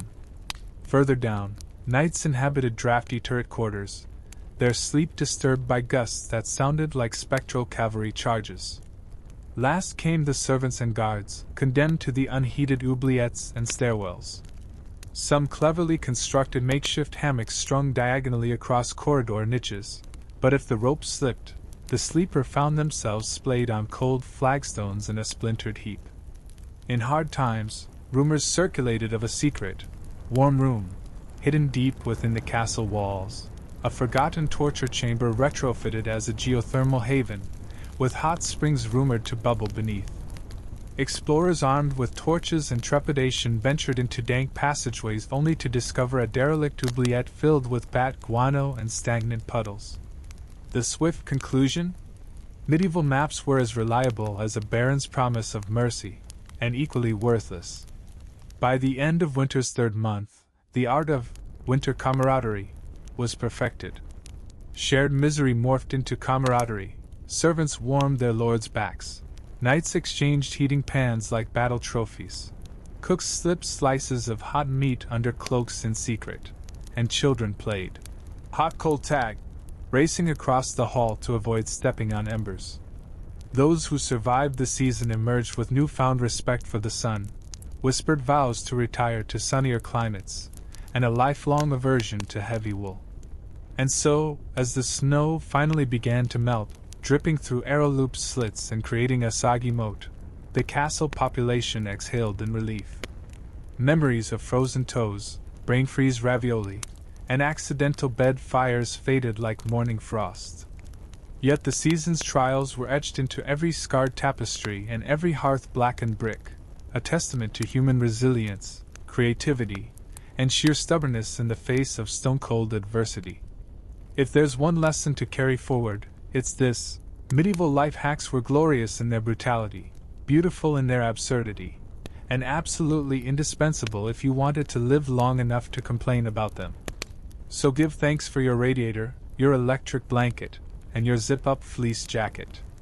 After all, in the grand history of warming yourself, you've come a long way from warming pans, animal roommates, and steam-cooked brain freezes, and that, dear viewers, is something worth celebrating. By now you've endured the ceaseless parade of frigid nights, and you've become intimately familiar with every ember, draft, and questionable life choice that got you here. In this third installment of your Medieval Torture Chronicle, we'll explore the creative catastrophes, desperate diversions, and outright absurdities that kept castle inhabitants from freezing into human ice sculptures. Brace yourself for tales of architectural innovations, hygiene horrors, and social skirmishes worthy of their own waterboarding. Not that you'd feel the difference once your teeth were chattering. You awaken before dawn, the hush punctuated by the distant clang of the blacksmith's hammer, an odd comfort, because metal on metal sounds oddly warmer than the wind howling through the battlements. Force of habit drives you to check the brazier at the foot of your bed. Half the coals have cooled to sad little pebbles. You heave yourself out from under your layered blankets, linen shift, woolen braise, tunic, padded gambeson, fur cloak, fur hood, woolen hose, worsted stockings, leather boots stuffed with deer fur. By the time you're fully dressed, you've generated enough body heat to think, I might survive this winter for another minute. Victory! Your first mission, fetch fresh coals. The castle's coal chest sits in a corridor outside the Lord's Solar, behind a heavy iron door. Your noble host has decreed that the chest will only be accessible during sanctioned warming hours, meaning when he deems you useful for entertaining his guests. You join a queue of shivering courtiers and lower-ranking knights, all clutching tally sticks to record their coal allotment. The steward, perched atop an overturned barrel, doles out lumps of charcoal with the solemnity of a pontiff bestowing absolution. 1 lump per person. 1. You pocket your coal like it's the last piece of gum on earth and regret wearing mittens because fumbling your tally stick through woolen fingers has turned into a slapstick routine of dropped sticks and curses loud enough to startle the resident bats. Back in your chamber, you place the coal on the fire, blow gently through a fan of stiff parchment, and watch as smoke curls in lazy spirals before igniting. 9 minutes later, you're rewarded with a glimmer of flame, just enough to remind you of what warmth feels like. You perform the medieval equivalent of a victory dance, a series of hops and flails designed to circulate blood and discourage frostbite. Your chambermaid, guilt-ridden for summoning you from your poultice-ridden slumber, hurriedly fans hot embers from her own hearth across the room. The two of you stand victorious for precisely 17 seconds before the flame sputters out, leaving you in a tableau of bitter cold and mild embarrassment. Determined not to languish in the thermal wasteland, you join the morning procession to the great hall, where the Lord, ever concerned with opulence, has arranged an ice-clearing spectacle. Peasants armed with shovels and scythes wrestle with the snowdrifts smothering the courtyard. Their breath hangs in the air like visible curses. A group of yeomen toss frozen lumps into a makeshift bonfire, creating clouds of steam that briefly resemble actual warmth. Spectators lean over the parapets, cheering as the snow hisses into the flames, oblivious to the ever-growing pile of soot that will later deal a savage blow to every tapestry's dignity. Inside the great hall, the hearth dominates the space. Logs crackle with defiance against the cold, their glow bathing the vaulted stone ceiling in flickering orange. This is ground zero for social stratification by temperature. The Lord's family occupies the benches closest to the fire, draped in ermine-trimmed capes that smell faintly of mothballs and supremacy. Next come favored retainers, identified by their slightly singed hems and polite coughing fits. Further back, common soldiers and minor officials huddle on benches so close together that their collective body heat forms a patchwork blanket, rather fitting, considering they often slept head to toe on the rush-strewed floor beneath the benches. A few peasants risk life and limb to edge in, asserting that warmth is a basic human right. The guard tosses an armband at each intruder and politely escorts them to the chilly fringes. One man, bold enough to insist that the right to warm extremities is enshrined in the Universal Magna Carta, an imaginary document he invented on the spot, is forced to retreat, clutching an armful of smoldering toast. Breakfast arrives, pottage thickened with barley, seasoned with bruised herbs grown in the courtyard's last surviving herb bed, and boiled until it resembles sludge. Beneath the gurgling soup's surface, you sense a shiver-inducing chill, a reminder that hot food in a frozen room cools rapidly. But fear not, for spoons fashioned from hollowed reeds help you slurp in such a way that favors sustained contact between lips and liquid. You maintain the illusion of gourmet dining, even as the stew threatens to congeal in your skull with each brain-freeze hiccup. Post-meal, you embark on the day's primary activity, castle maintenance. The term, artisan, here translates to per soul condemned to climbing ladders in subzero winds to reposition loose stones plugging drafty fissures. Each crack in the mortar is a portal for the wind to storm your lungs, an architect's not-so-ingenious blueprint for internal frostbite. Armed with buckets of lime mortar, an ice-cold slurry of crushed limestone and water, you smear the paste into gaps, hoping it'll set before the next squall. It doesn't. The wind whips around the tower gauntlet like a cackling banshee, blowing bits of slurry back into your eyes and mouth. After 4 hours, you step back, admire your handiwork, a plastered wall that's roughly as smooth as lunar terrain, and thank the gods, or whatever deity's medieval superstition offers, that you're not a mason's apprentice making a lifetime's supply of mistakes. Meanwhile, inside the buttery, the steward oversees ration distribution. Firewood has dwindled, so they're supplementing with offcuts of old furniture and discarded stave planks from wine casks. Recycle, reuse, reheat, they say with grim determination, as they toss chairs, barrel hoops, and the occasional pew into the hearth. A chandelier smolders ominously overhead, its candles guttering. Each crackle signals another ancestral relic sacrificed to the flame. The steward rationalizes that the castle's heritage is best preserved by body heat. You're all for cultural enrichment, but the aroma of burning oak and melting beeswax suggests a less ceremonious fate. Back in your chamber, you experiment with thermal layering, an advanced concept involving multiple blankets, coarse wool underlayer, linen midlayer, fur top layer, and the latest innovation, a quilt stuffed with goose feathers. Alas, the goose feather quilt was the handiwork of the cook's daughter, who mixed down with straw, wool scraps, and what appears to be rummaged horsehair. The result resembles a medieval sleeping bag left too long in the stable. When you rest your face against it, you inhale the spirit of 1,000 barns. Still, you tumble into the nest hoping for bliss, only to wake up shivering and cursing both your overambitious insulation scheme and the horsehair poking your ribs. Hygiene, it turns out, is both optional and counterproductive. Daily baths are out of the question. Bathing in cold water in winter could kill you faster than exposure. The hygiene compromise is a washcloth consisting of linen scraps soaked in lukewarm water heated by stones from the fire. The stones impart a smoky flavor to your armpits and groin, but at least they pry off the blackened grime that accumulates after scrubbing moss from the walls. Your castlemate, a self-appointed aromatherapist, insists on adding lavender oil distilled from last year's herb harvest. The fragrance is pleasant, until you realize the lavender simply perfumes the smoke, resulting in a bouquet that smells like funeral home meets campfire. Social life in winter relies on diversions, lest the cold drive everyone mad. Enter the bardic circle. Minstrels and jesters gather around the hearth to perform instruments that sound perpetually out of tune in the cold. String instruments snap under the tension of chilled wood, wind instruments crackle with frost in the reeds, and the triangle produces a single, tragic clang. Yet the audience, too cold and too bored to care, cheers each squawk and shriek as if it were Beethoven's Fifth. Some nobles stage impromptu poetry recitals, verses praising the sun, dedications to hearth gods, odes to the first thaw.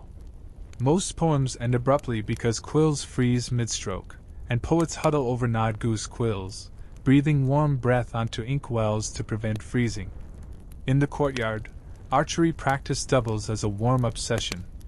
Arrows whiz through the air, each shot punctuated by a plume of frost expelled from onlookers' lungs. The target butts, straw bales mounted on wooden frames, are as much for sport as they are to keep idle guards from staging snowball fights with invaders. The archers rope together in a circle, rotating to keep muscles active. Injuries are common. A stray arrow ricochets off a shield, lodging into a fur bucket, and leaks hot embers onto the frozen ground, sizzling with menace. The intersection of fire and ice is a cautionary spectacle, a reminder that in medieval winter, elements conspire against you. When dusk finally falls, well before dinner, you dress in your thickest furs and trudge to the solar for supper. The Lord has decreed a grand feast of salted fish, salted pork, and salted turnips. Salt preserves, salt flavors, and salt ensures dehydration, lending a new challenge to the temperature struggle. Alcoholic beverages flow liberally, mead, ale, spiced wine, and for the adventurous, firewater, a potent brandy distilled by the castle's clandestine alchemist. A single swig warms your throat and dispatches any lingering doubt about whether you'll survive the night, but you awaken hours later to a snow drift littered with vomit and regret. Retreating to your chamber, you deploy your final gambit, the body heat theater. You invite a fellow sufferer, knight, maid, or loyal dog, and climb into the same bed. Medieval etiquette dictates modesty, Each participant remains fully clothed in layers of wool and fur, but physical proximity trumps propriety. You arrange your bodies like Tetris blocks, seeking maximal overlap of heat-generating zones, chest against chest, back against back, limbs entwined in a warm cadaver pile. If you've paired with a dog, you grant it the privilege of nestling near your feet, a dubious honor that yields only the faint comfort of canine body warmth and occasional wet noses. With the combined furnace of multiple metabolisms, you drift into fitful slumber. You dream of sun-baked fields and modern heating systems, of radiators that hiss without producing smoke, and of instant hot showers that don't require heated stones. Every hour you jolt awake, half convinced the fire has gone out, only to realize you're cocooned in an inferno of mutual body heat. By dawn, you emerge with hair matted, breath warm, and a heart full of gratitude that snow is, in fact, white and not a breeding ground for mold. As the morning bell tolls, signaling another day of frost-ridden despair, you stretch, cracked joints stiffened by cold, and step out, ready to repeat the cycle. Yet even in the bleakest depths of winter, you've honed survival skills that an Olympic athlete would envy: logistical negotiation, crisis engineering, and creative use of organic waste. You've learned that when life gives you snow drifts, you build hair-trigger catapults of frozen manure. When life hands you drafty chambers, you create reed spoon soup therapy. And when life denies you a proper night's rest, you invent the body heat theater. So steel yourself for the final chapter, where we expose the grand finale of medieval winter warfare, the chaotic thaw, the joyous and squishy celebrations, and the shaming torchlight parades down ice-slicked corridors. Because surviving a medieval winter wasn't just about staying warm. It was a brutal initiation into a world where the elements were your overlord, and Murphy's Law was carved in stone. See you for part 4, where we'll close this frostbitten saga with a bang, and possibly the collapse of a rampart under the weight of snow. Until then, may your coals ignite swiftly and your fur remain unmolested by rampaging rodents. At dawn on the final winter morning, you awaken to an unfamiliar chill, not the biting freeze you've grown accustomed to, but the damp, penetrating wetness of melting frost. Drips echo through the corridors as slush seeps under doors, carrying shards of chipped ice that crunch beneath your boots like tiny glass grenades. The great thaw has begun, and with it comes a brand new suite of medieval miseries, each more absurd and equally frostbitten than the last. Outside the walls, the courtyard moat, once a glacial moat of solid ice, is now an unstable expanse of slushy gray water. A handful of overzealous servants, still half asleep and wholly numb, attempt to shovel a clear path across it. Their shovels strike through thin ice with a hollow crack, dumping them waist-deep into freezing sludge. They emerge sputtering, their clothes heavy and waterlogged, looking like drowned rats who've abandoned hope centuries ago. You pass them on your way to the Great Hall, boots squeaking, trousers clinging to your legs like shameful banners of defeat. Inside, the Great Hall has been christened the Mudball Coliseum. In days past, you'd endured icy benches and soot-choked fires. Today, you face mud-spattered walls where soldiers fling fistfuls of melting mud at targets painted on the tapestries. Each impact produces a splat reminiscent of an overripe fruit, blessed by the echoes of cheering nobles who clutch wine goblets half filled with tepid broth. Nearby, itinerant bards attempt to compose odes to the thaw, but ink-stained quills refuse to glide across damp parchment, leaving broken verses akin to a toddler's grocery list. The songs that do emerge are gloriously off-key, celebrating liquid death, and the curse trickle through the sconce. Breakfast in this watery wasteland consists of gruel so thin it hardly qualifies as food. Each spoonful tastes like distilled disappointment. You carry your bowl carefully to the hearth, where a makeshift plank bridge, crudely fashioned from discarded barrel staves, spans a puddle formation. You step onto it, only for it to snap underfoot, dumping you into a shallow pool of murky water. Groaning, you right yourself, clutching the bowl aloft like a treasure, only to realize the gruel has sloshed onto your boots. merging with the icy water into a single soupy nightmare. You sit on the damp edge of the hearth, attempting to salvage your dignity and your breakfast by daintily sipping around the edges. Once fortified, such as one can be on gruel and regret, you join the ranks of the Snowmelt Engineers. This elite cadre, composed of disgruntled masons, barley-drunk archers, and the occasional bard seeking snug quarters, has been tasked with redirecting roof runoff away from living quarters.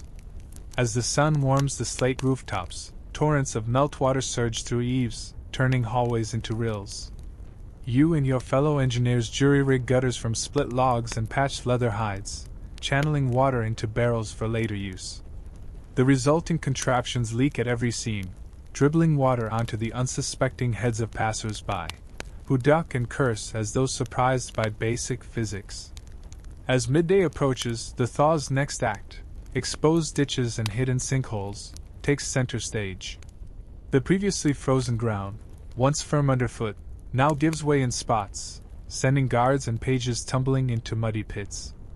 The walls, too, betray their cobblestone integrity. Mortar dissolves like sugar in tea, loosening stones that plummet, narrowly missing the heads of unlucky wayfarers below. You witness one particularly theatrical collapse. A section of parapet crumbles, sending a cascade of rubble onto a knight's helmet. He emerges blinking, his plume bent at a jaunty angle, as if auditioning for a miserably damp carnival. Meanwhile, the kitchens erupt into full-blown chaos. With fires banked low to prevent smoke-filled disaster, cooks struggle to keep soup simmering. They resort to hanging iron cauldrons directly over braziers fed by soaked logs, which produce more steam than heat. The resulting vapor condensates on the low ceiling, dripping ominously onto tables below, spoonfuls of lukewarm broth punctuated by occasional droplets that taste faintly of chimney soot. A frightened cook brandishes a ladle like a weapon, screeching orders at a line of harried scullery maids, their skirts hitched high to avoid puddles, tambour-drum-like petticoats slapping their calves with every stressed step. As afternoon light weakens, you embark on Operation Mud Horse. The castle stables, once a sanctuary of stubby straw and steaming beasts, have become a quagmire. Horses sink ankle-deep, flailing in sludge and whinnying indignantly. Valets hail you for assistance. "Sir Knight, my lord, would you please rescue Prince Hal's mare from this bog of abomination?"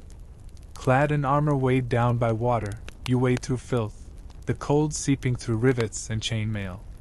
The mare, in return, offers you a face full of dung-spattered breath before you finally liberate her, only to discover that the drainage ditch you guide her toward is likewise full, leaving her to gallop in place like a soggy hamster on a treadmill. Dinner time brings mixed blessings. The Lord, eager to showcase generosity after weeks of frugality, orders a banquet in the solar, salted venison, roast capon, and root vegetables boiled until they collapse in on themselves. The guests, dripping mud and water, file in along a raised wooden plank walkway.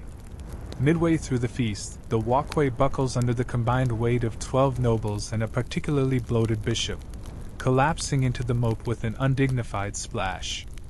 The bishop emerges clutching his mitre, eyes wide with betrayed sanctity, while the venison skitters across the water like wounded ducks. Laughter, nervous but hearty, erupts around the table, momentarily uniting everyone in shared absurdity. Post-dinner activities revolve around the torchlight parades. Half a dozen halberdiers march through the soggy corridors, torches blazing, sending rivulets of fire-trained wax down the walls. Spectators, donning woolen mittens, line the route, applauding each precise torch pivot. The smug captain of the guard leads the procession, brandishing a torch tipped in tar.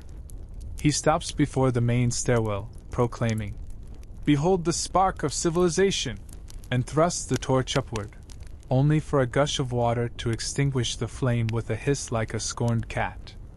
The crowd gasps, then roars with approval as halberdiers flick torches until they sputter out entirely. Unfazed, the captain orders new torches to be lit behind the guard, leaving a dim, smoky corridor where torchbearers stumble in darkness, bumping into one another with muffled grunts. At the stroke of the moon's zenith, you retire, or attempt to the frost-soaked comfort of your chamber. But the final winter finale awaits, the great roof collapse spectacle. Weeks of melting have saturated the attic beams, and the valley between two roof lines has become an ice-water bathtub. Someone had the bright idea to cross a hastily installed plank to check on a suspected bat infestation. The plank gives way, plunging its hapless inspector into a lagoon of freezing water and pigeon droppings. His shriek resonates through the rafters, heralding the moment the entire section of roof shudders, groans, and sends a ton of moss-covered slate crashing into the courtyard with an earth-shaking roar. You watch from the battlements as the dust settles and the stones reveal a new crater where the garden once bloomed. A chorus of groans rises from below, gardeners mourning their flower beds, astrologers exasperated by their ruined observatory platform, and someone's ambitious rabbit hutch buried under 10 feet of rubble. You suppress a cynical smile, recognizing that in the cycle of medieval winters, every ruin bears the promise of upcoming spring renovations, and a fresh round of drafty discomfort. By sunrise the next morning, the moat has risen to near the battlements. Guards, standing waist-deep in muddy water, peer over the edge, lamenting their likely promotion to aquatic knights. The Lord decrees the moat be bailed with buckets, a process naturally requiring hundreds of trips by barefoot laborers, each plodding through mud with waterlogged shoes that weigh twice their original mass. The echoing slap of bucket against castle wall becomes the new soundtrack, a relentless percussion of pointless toil. Amid this final carnival of absurdity, you reflect on the communal bonds forged by shared adversity. Allies emerge in unexpected forms: the stoic blacksmith who offers to heat a wedge of iron for your pocket, the cook who sneaks you extra broth by hiding it in unlabeled cups, the servant girl who plucks a feather from her bodice to stuff into your mittened cuff. Even the haughty steward, the one who rationed coals like a miser, catches you by the elbow one evening and quietly slips you an extra ember from his private brazier. Such small mercies sparkle brighter than any torchlight. And then, as if summoned by collective will, morning's first true rays of spring pierce the horizon. They glint off puddles, catch the droplets still clinging to castle battlements, and shine upon faces marked by exhaustion, frostbite scars, and a hardened appreciation for a degree above freezing. Birds, those foolish creatures, begin to chirp, alighting on the mossy stones as though nothing remarkable has occurred. A hesitant warmth spreads through the air, followed by shouts as people shed layers of sodden furs and cloaks, tossing them aside like enemies defeated. In this moment of rebirth, you and your fellow survivors rise to greet the sun. Feet squelching in slush, you march to the courtyard, where the Lord, cloaked in a still-dripping ermine-trimmed robe, lifts a tankard of warmed ale. He declares, "Let spring be our reward for enduring winter's torments." You raise your own vessel, a battered horn filled with whatever resurrected ale remains, and toast prosperity, dryness, and the simple delight of unblocked drainage. As the courtyard erupts into cheering, someone sets off a single firework, an extravagance unmatched since the last midsummer festival. It hisses upward, a sputtering shower of sparks that briefly illuminates the castle's battered walls. Then a single spark drifts down, landing on the soggy ground and sizzling out almost immediately. The crowd laughs, realizing that even celebration in a medieval castle is tinged with dampened expectations. You stand amidst the revelry, feet soaked but spirits soaring. You've endured frozen coals, brain-freeze pottages, body heat theaters, and slushy moat drownings. You've witnessed roof collapses, torch fiascos, and the entire spectrum of human folly under duress. And yet here you are, alive, ragged, and ready to regale future visitors with tales of winter's absurdity. So gather round, dear listeners, and remember this final creed of the frostbitten fortress: no matter how savage the cold, how damp the walls, or how combustible the hearth, human ingenuity, and a well-timed bucket brigade, can triumph over even the harshest of seasons. Now go forth, enjoy your modern comforts, and spare a thought for those medieval souls who turned survival into an art form carved in ice, soot, and stubborn laughter. Imagine waking up to the sound of crows picking at your last loaf of rye beneath your windowsill, knowing that by nightfall, your children's bellies will ache with the empty promise of hunger. Feel the chill of the dawn wind slicing through every stitch of your worn tunic as you realize that today, like every day this winter, your life is a precarious barter of crumbs and hope.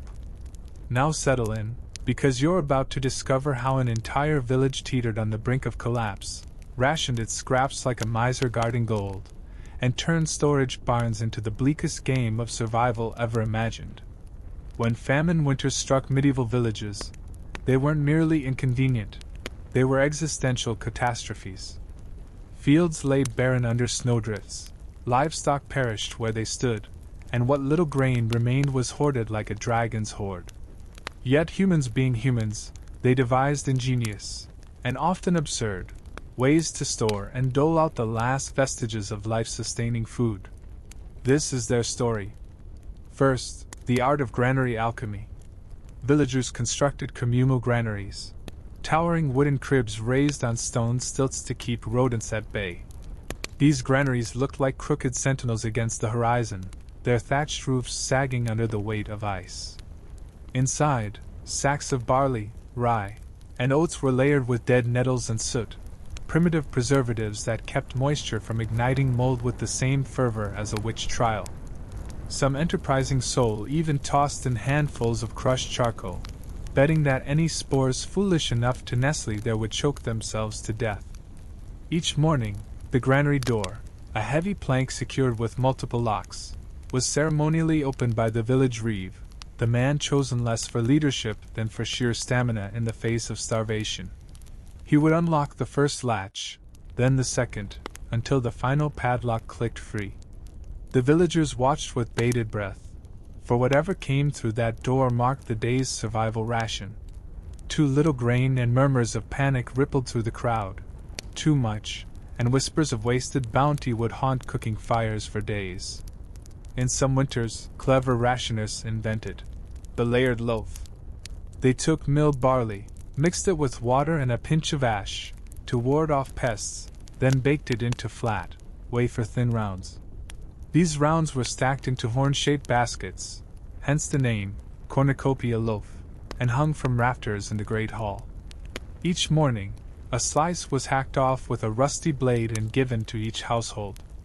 By midday, every loaf was so stale it could double as crude building material.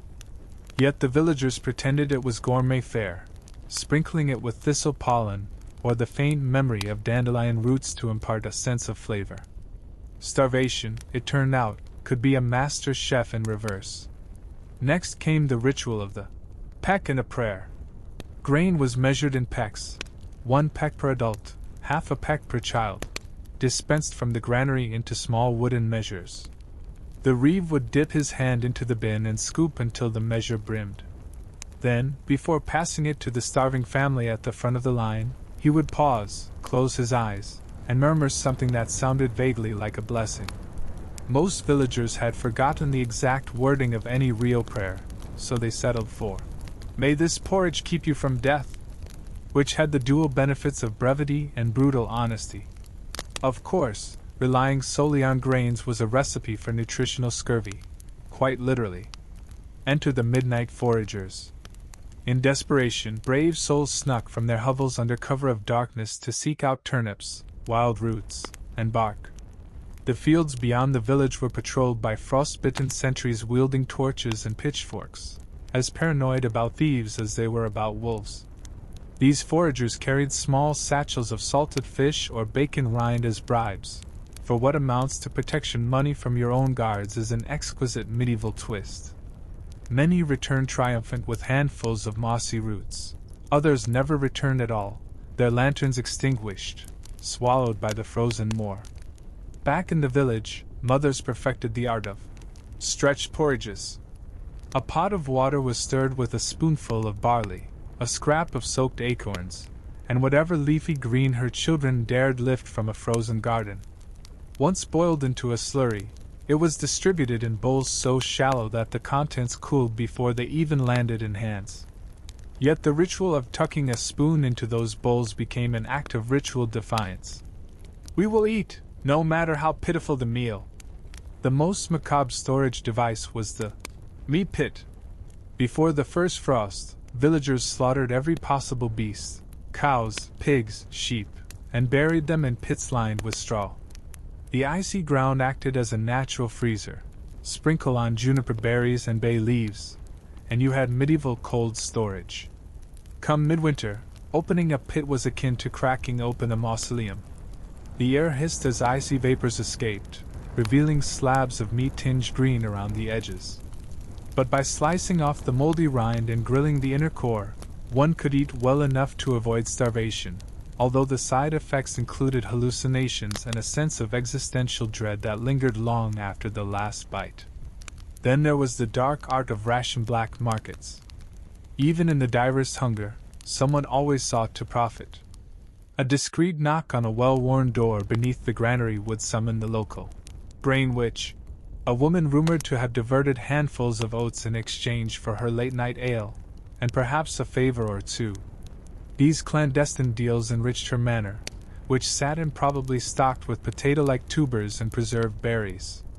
Villagers whispered about her unnatural longevity, attributing it to midnight feasts of the last pomegranates from Constantinople. In truth, her secret stash was a single sack of parsnips traded for a cow's worth of barley, proof that even in famine, cunning could carve out privilege. Across the food spectrum, seeds became currency. Families stashed handfuls of mustard and flax seeds in the crotches of beams, believing that if worst came to worst, they could grind them into oil or flour. This practice birthed the secret seed toast ritual. At dusk, a mother would slip into her daughter's bedchamber, pull on gloves stinking of oil, and press seeds against a heated brick until they popped, then feed the emerging flakes to the trembling child. The taste was bitter, like eating the memory of famine, but it fueled tiny lungs desperate for any warmth. Perhaps the most poignant symbol of rationing was the hare's share division. When a wild hare, or rabbit, was caught, it was not simply butchered. Instead, the reeve would carve the animal into 16 pieces: legs, shoulders, loins, ribs, organs, each allocated to a household by drawing lots. Families stared at the tiny piece of liver or the frail rib, calculating the hours of life it represented. The unexpected bonus of a loin was cause for village-wide celebration. The misfortune of a liver meant a week of vegetable porridge and whispered curses. Every household had its own storage hideaway, beneath the floorboards, behind loose bricks, even inside hollowed beams. In one curious case, the carpenter's family hollowed out a section of the barn's main support, stuffing it full of preserved fish in brine. A single salted herring tasted like manna, a revelation that sparked rumors of carpentry as the new priesthood. Parents explained to their children that the true miracle of famine was discovery. You never knew where salvation or rot might lie. As midwinter approached, the Rations Council assembled. This ragtag committee of widows, grizzled veterans, and the reeve gathered in the darkened guild hall. Candlelight fought the gloom as they debated adjustments: reduce adult rations by a quarter, or cut child portions in half. Some argued children needed more to grow, others insisted they ate less and could survive longer. Votes were cast by dropping pebbles into jars labeled yes or no, an egalitarian method prone to cheating by grubby fingers. Yet each verdict shaped the fate of families, forging communal decisions in an atmosphere charged with desperation. Meanwhile, the village priest tried to calm nerves with sermons on divine providence. He urged parishioners to accept their lot, comparing their plight to biblical trials. Yet, as he spoke of manna in the wilderness, a farmer's wife nudged her husband and hissed, "I'd give anything for crumbs right now." The priest, noting her impudence, responded with a parable about faith and patience, though he conveniently passed the wine chalice around afterward, ensuring at least one brief, blissful intoxication among the congregation. Trade caravans, once reliable, swerved around famine-stricken regions, leaving the village in sealed isolation. Desperate merchants sometimes appeared, offering salt, sugar, or dried fruit for a king's ransom, 3 bushels of grain per sack of imported rice. The reeve almost fainted at the price, but a villager whispered that even a single date might spark the imagination of starving children, giving them a momentary distraction from the hollow ache in their stomachs. As the first snows melted, debates arose over whether to plant winter wheat in the thaw-thawed fields or to save all seeds for next spring's sowing. Some advocated tossing every seed into the ground, gambling on a miracle harvest. Others insisted on preserving at least half for next year's rations. This sparked heated arguments at the market square, where fists clenched around cudgel handles. One old farmer brandished a handful of seeds and declared, "Better to starve now than die next year."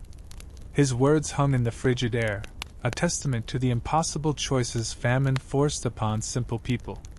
Nightly rituals emerged to boost morale. Families huddled around small braziers, sharing the tiniest scraps of food, telling stories of past harvests, and humming lullabies that spoke of fields golden with grain. Children, too weak to play, traced patterns of sheaves and plows on the frost-covered windows with trembling fingers. At the stroke of midnight, villagers would step outside, faces upturned to the starry sky, and exhale smoke from their mouths, imagining it as prayers drifting toward heaven. Whether these rituals summoned divine mercy or simply lulled them into brief solidarity, they became the emotional linchpin of survival. In the dead of night, when hunger pangs stabbed hardest, clandestine crumb swaps took place in the yard behind the mill. Households with slightly better supplies, often those with hidden seed caches, would exchange a spoonful of porridge for a sliver of smoked eel or a scrap of bacon rind. These covert economies ran on whispered passwords and secret knots tied in shawl fringes. If discovered, participants risked public shaming at the pillory, yet the fear of humiliation paled next to the gnawing void in their guts. By the time the winter thaw began, villagers were gaunt specters, faces hollowed like carved gourds. Yet the grain bins still held enough barley to sustain a skeleton army for another fortnight. Whether by providence or pure luck, the clever storage tactics, granary alchemy, meat pits, seed stashes, had bought them time. Time was the greatest commodity in famine winters, the slender thread hanging between life and darkness. Thus concludes the first chapter of how villages stored and rationed food during famine winters, a tale of creaking granaries, bargain-driven marketplaces, macabre meat pits, and the iron will of people who refused to surrender even when the world outside froze solid. In Part 2, we'll venture deeper into the study of clandestine trades, ingenious cooking hacks, and the social hierarchies forged in starvation's crucible. Because surviving famine winter wasn't just about hoarding grain, it was about outwitting despair itself. The morning after the granary door slammed shut, the village awoke to the sickly scent of desperation mixed with last night's embers. The reeve, his face hollowed by sleepless nights, called the council to convene beneath the bare timbers of the Guildhall. By flickering torchlight, they reviewed the numbers: 10 sacks of barley, 5 of oats, and a suspiciously dented container that might once have held wheat but now contained more grit than grain. The decision was cruelly simple: cut adult rations by a fifth and have the children's portions again, or risk empty bellies entirely. In practice, this meant each adult received roughly the volume of a man's cupped hands when pressed together, enough barley to brew a thimbleful of porridge at dawn, enough oats to bake a wafer-thin alms biscuit at midday, and nothing but water for a broth at dusk. Children were sent to bed hope-starved, their tummies rumbling like distant thunder. Mothers pressed wooden spoons into the tiny cupped hands, whispering that a full stomach was overrated. Fathers nodded gravely and crept into barns to steal half-rotted lumps of dried fodder meant for goats, chewing the fibrous lumps with grim determination. By the third council meeting, tempers flared. Widow Agnes, her children gaunt beneath patched shawls, accused the reeve of hoarding. "Your own granary is overflowing," she spat, gesturing to the hidden seed bins beneath his floorboards. a fact known to everyone but inconvenient to prove in public. The reeve's cheeks flushed, and he threatened to denounce her for witchcraft. The council, fearing both famine and moral panic, swiftly moved on to a vote. Should they seize every household's stored seed and divide it equally? The barkeep, nursing a secret stash of ale rations for his own brood, slammed his fist and swore he would chair the redistribution committee himself. Meanwhile, the miller's wife devised a cunning plan. Papier-mâché bread. She'd collected every scrap of parchment from the scriptorium, pages of illuminated psalms and dusty legal records, and shredded them, mixing the fibers with water and barley bran. The slimy pulp was pressed into molds and dried by the hearth, producing flat loaves that crackled when torn. These bread pieces, when softened in water, were claimed to stave off hunger pangs. Peasants lined up each evening for their ration of soul bread, marveling at its nutritious chalkiness and the faint aftertaste of sanctified hymns. On the edges of town, the butcher's apprentice had turned to taxidermy. Freezing nights had claimed dozens of rats and the occasional unlucky cat. He dispatched poor creatures to his secret workshop, salted them in brine, then basted them in melted tallow. The resulting pseudo-rabbit was served to the wealthier families who could afford the apprentice's black market prices. They pretended it was exotic game, praising its distinctly musky undertones, whilst children starving outside pressed their noses to the window, fantasizing about fur that could line their sleeves. In the deserted churchyard, a ragged choir of beggars and vagrants scavenged broken rosaries and iron bits to trade for crumbs. The parish priest, his lofty sermons fading under the weight of starving parishioners, announced a special collection. Spare change for the hungry. In practice, the collection plate slid beneath the noses of beggars who were politely encouraged to donate whatever coin they still possessed. Names were taken for future charitable records. Soon, alms were divided in secret, wafer-thin slices of barley flatbread smuggled in the hollow of communion chalices and dispensed by trembling acolytes. As the cold deepened, smoke curled from every chimney like a sign of endurance. Yet the village baker, whose own rations had dwindled to a single loaf a week, refused to let his stone oven go dark. He scraped every ember from the hearth, igniting a rag soaked in rancid oil. The resulting flare lasted mere seconds, just enough to bake 4 tiny buns from yesterday's scraps of dough. Those precious buns, ringed with soot and smelling faintly of burned marrow, were auctioned to the highest bidder, usually the reeve, desperate to appease his house guard. The proceeds bought the baker a half-pound of flour, which he measured out in pinches, promising a return to regular service. When Providence smiles again, not all trade was clandestine. The scribe, armed with ink made from scorched vine shoots, contracted with the reeve to forge certificates of entitlement. Anyone presenting a bleeding cert could claim an extra handful of grain. These certificates, originally intended for families of the fallen in battle, multiplied like mushrooms overnight. Soon, the reeve was drowning in false claims and forged seals, and his granary door swung open to a shivering mob brandishing parchment scraps like battle flags. Soldiers cordoned off the granary entrance, driving the most zealous claimants into the muddy courtyard where they whined until the reeve relented and doled out emergency scrawny servings. In the principal manor house overlooking the village, Lord Ainsworth, distanced by both rank and a 3-foot moat of ice, bemoaned the decline of serf loyalty. His steward reported that the villagers no longer performed forced labor in the fields, instead choosing to guard their barns and sleep in them. The lord, lacking both a practical heating plan and workable rations, resorted to staging a famine festival. In his great hall, a display of empty dishes, dried husks, and animal bones. He invited foreign envoys to marvel at the spectacle of austerity. The diplomats, horrified, exchanged glances and drank spiced wine through carefully concealed straws. Back in the village, the blacksmith's forge sat cold and silent, until he remembered his half-used barrel of gunpowder left over from last year's militia drills. In desperation, he ignited small charges beneath a roasting spit, using controlled explosions to char leftover strips of jerky. The resulting, blitz jerky, was dangerously smoky but invigorating to eat. A single bite cleared the sinuses and provoked a fierce coughing fit. Within hours, the blacksmith was besieged by families demanding more ration rockets, and he had to ration his own powder, lest the entire village go up in a crimson blaze of desperation. Amid these absurdities, the village children, too weak for rebellion, became adept smugglers. They learned to hide dried peas inside their woolen caps or zip them into the hollow of toy wooden birds. If caught, they claimed pearl seeds, for planting in distant lands. Their parents, torn between shame and hunger, occasionally winked at them, passing off cracked acorns as ancient artifacts to enrich their imaginary museums. These tiny caches sustained the children long enough to survive another dawn, their cheeks hollow but eyes still glinting with mischief.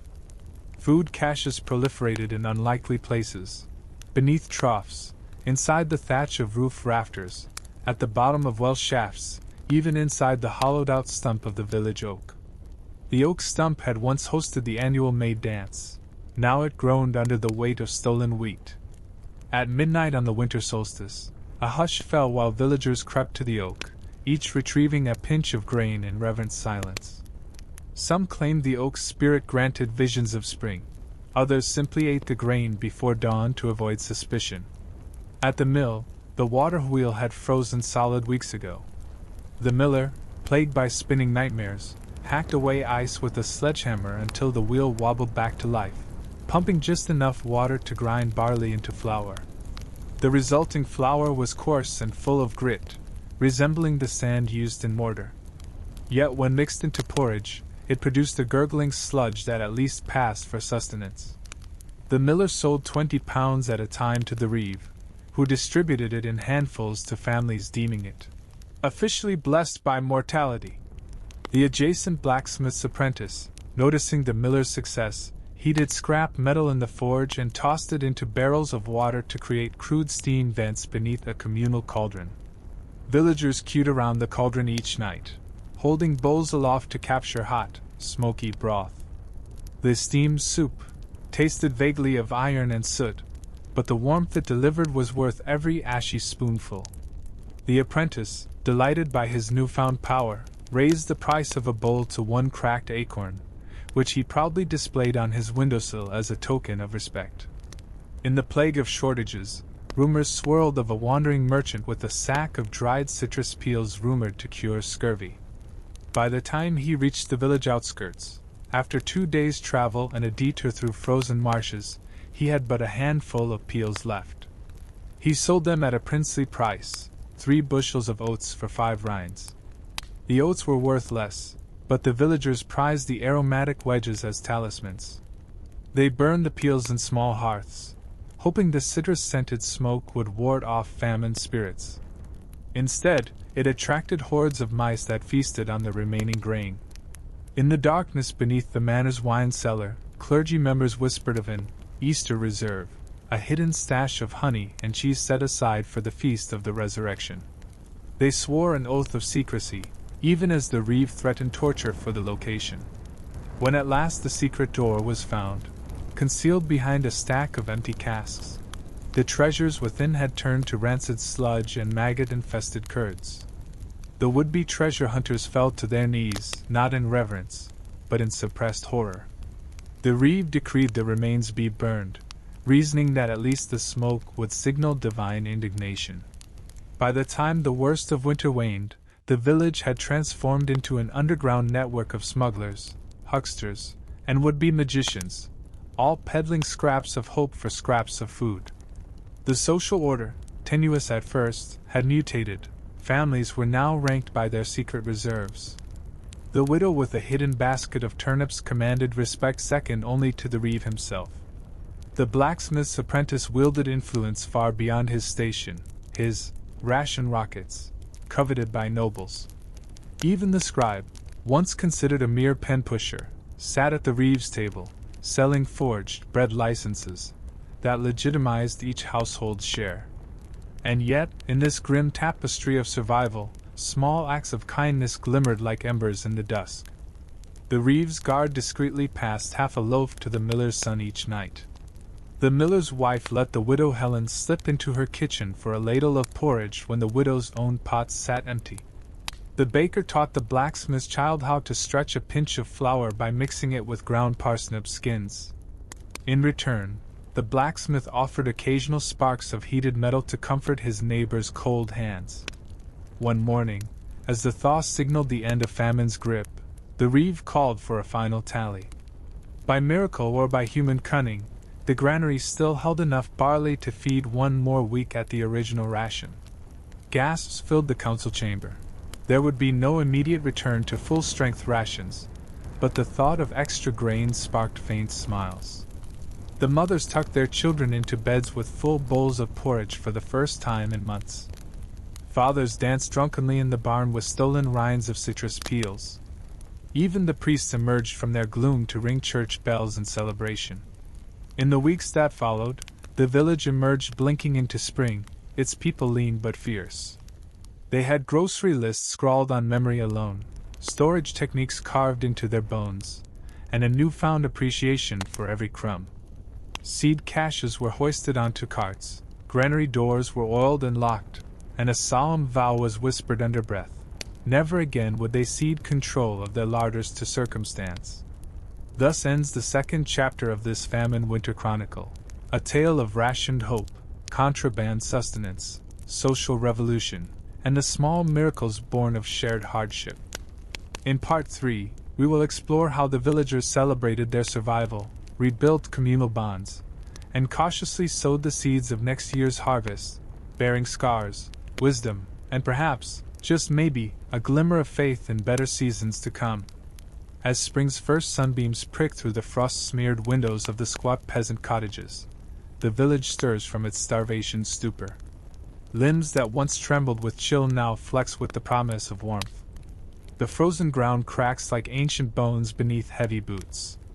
But before joyous hayrides and planting festivals begin, the survivors of famine winter face a new set of trials, rebuilding communal bonds, repairing the physical fabric of their homes, and gingerly sowing the seeds of tomorrow's harvest. All while nursing scars, both visible and buried, that serve as grim reminders of the months spent rationing hope. In the fields, the first act of resurrection is the great fence-mending marathon. Split-rail barriers, once sturdy guardians of sheep and barley fields, lie shattered under the weight of ice and wind. Villagers gather with mallets and hand-hewn nails in hand, their callous fingers stiff with cold and labor. The Reeve, now sporting a makeshift peg leg after a frostbite amputation, presides over this motley crew. He issues orders with the authority of a war commander. You, Widow Agnes, on rails. You, Tom the Tanner, on stakes. And be sure the upper fence line can withstand a stampede of goats. Those beasts survived on nettle soup and have an appetite to match. Muffled grumbles mingle with the rhythmic clash of wood and iron as the village scrambles to rebuild its perimeter. Meanwhile, artisans crack their necks, both literally and figuratively, to restore the communal granary. The thatched roof, once a triumph of medieval waterproofing, now leaks like a broken barrel. Roofers hack away at clumps of sodden straw, tossing them to the mud below. That straw, salvaged and bruised, finds new purpose as bedding for the freshly delivered lambs, symbolic offspring of resilience. Beneath the rafters, carpenters replace rotten beams with slender timbers reclaimed from collapsed barns. Their saws groan, echoing through the dusky interior, while apprentices sweep out the blackened chaff and rodent droppings that accumulated over the winter. Every replaced plank is an act of defiance against famine's decay. But physical reconstruction is only half the battle. Social mends demand equal attention. After months of suspicion, black markets, and bartered betrayals, villagers must rediscover trust. The first gesture of reconciliation comes from the baker's wife, who summons everyone to the newly renovated hearth of the granary. With ceremonious flair, she distributes the first round of true bread, soft loaves baked from grain never meant for her oven. Each loaf costs nothing, but carries weight laced with apology. As people break warm crusts, their eyes flick from neighbor to neighbor, some with tears, others with wary relief. The simple act of communal breaking bread becomes a ritual purification, washing away grudges carved by hunger. Simultaneously, the midwives, whose herbal poultices sustain mothers through the winter, convene a gathering in the longhouse. They lay out bundles of freshly harvested nettle shoots, dandelion root, and rosemary sprigs, teaching villagers to brew teas that soothe frostbitten limbs and bolster depleted blood. Each pot of steaming infusion becomes a communion of care, knitting a network of gratitude between patient and healer. Children scamper between legs, clutching wooden mugs that steam with life, their laughter a melody unfamiliar yet profoundly welcome. In the murk of dawn, fish ponds, frozen solid through the worst of the cold, crack open like geodes. Fishermen, eyes red from peering through chinks in the ice, haul up nets heavy with carp and pike. These survivors of the deep become tokens of promise, the fish plank feast. Under blazing torches, huge iron kettles bubble with water, salt, and handfuls of savory garlic. Whole catch is plunged into the cauldron, flesh turning from slate gray to gleaming silver as steam stirs the damp air. Villagers queue with wooden bowls, dipping into the broth and tearing off flaky hunks of fish. The first communal feast since the famine becomes a turning point. The shared abundance erases nights of furtive hunger and feast day envy. But resilience needs variety. Enter the tinker's caravan, rolling in on squeaking axles and trudging horses. The tinkers offer to repair plows, shod ox yokes, and mend broken ladles in exchange for fresh eggs and handfuls of peas. Their forge-come workbench rings with hammers on metal, their bellows exhaling sparks into the dusk. Children press their noses to the wagon's windows, marveling at the tinker's shiny repairs. By day's end, creaky grinding stones transform into smooth millstones, and battered plowshares regain their edge. The tinker's itinerant skills act as a mobile repair shop, an essential supplement to the villagers' own battered crafts. Meanwhile, in the heart of the manor's great hall, Lord Ainsworth concedes that generosity may be the better policy. Gathering serfs and smallholders, he announces a land renewal edict. Any villager who tills a furlong of land by the quarter days of April, May, and June shall receive half again their harvest share come autumn. This proclamation, broadcast by trumpet across the fields, transforms the labor landscape. Peasants, once too weak to bend the plow, now strain against furrowed earth with newfound purpose. Oaths of fealty are replaced with oaths to the soil, and the scent of turned loam is more stirring than any spiced wine. As fields begin to sleep under warm sun, villagers turn to seed saving. Each household is given a token bag of wheat, barley, oats, and rye. Childless couples tuck their token into their belts, while mothers press their own into the folds of shawls. They march to the edge of the communal sowing field, an open patch once tilled by oxen and abandoned in the first snows. With coordinated precision, they cast seeds into the furrows, their arms moving in unison like dancers in a grim ballet. After each pass, they pause to pat smooth ridges, whispering prayers for rain and reprieve. The act of sowing reverses the winter's hoarding mentality. It is an outward gesture of hope. Yet not every piece of winter's legacy can be smoothed over. In the orchard, where apple trees stand gnarled and leafless, a memorial crosses are erected from the charred timbers of burned barns. Each cross bears the name of a villager who perished, children taken by starvation, elders lost to exposure, midwives felled by disease. On All Souls' Day, the bells toll not only for saints but also for neighbors. Lanterns are lit at every doorstep, casting golden halos that link home to home. The memorial service, a tapestry of sorrow and solidarity, ensures that the cost of survival is neither forgotten nor repeated. Even as communal bonds strengthen, the market square hums with cautious optimism. A handful of traders, provincial merchants and local craftsmen, set up booths. They sell scavenged wildflowers pressed into vinegar, carved wooden combs polished by the carpenter's apprentice, and the first spring honey from hives that survived the cold. Of greatest fascination is the famine ale, brewed by the baker's widow from leftover malt, nettles, and a pinch of juniper.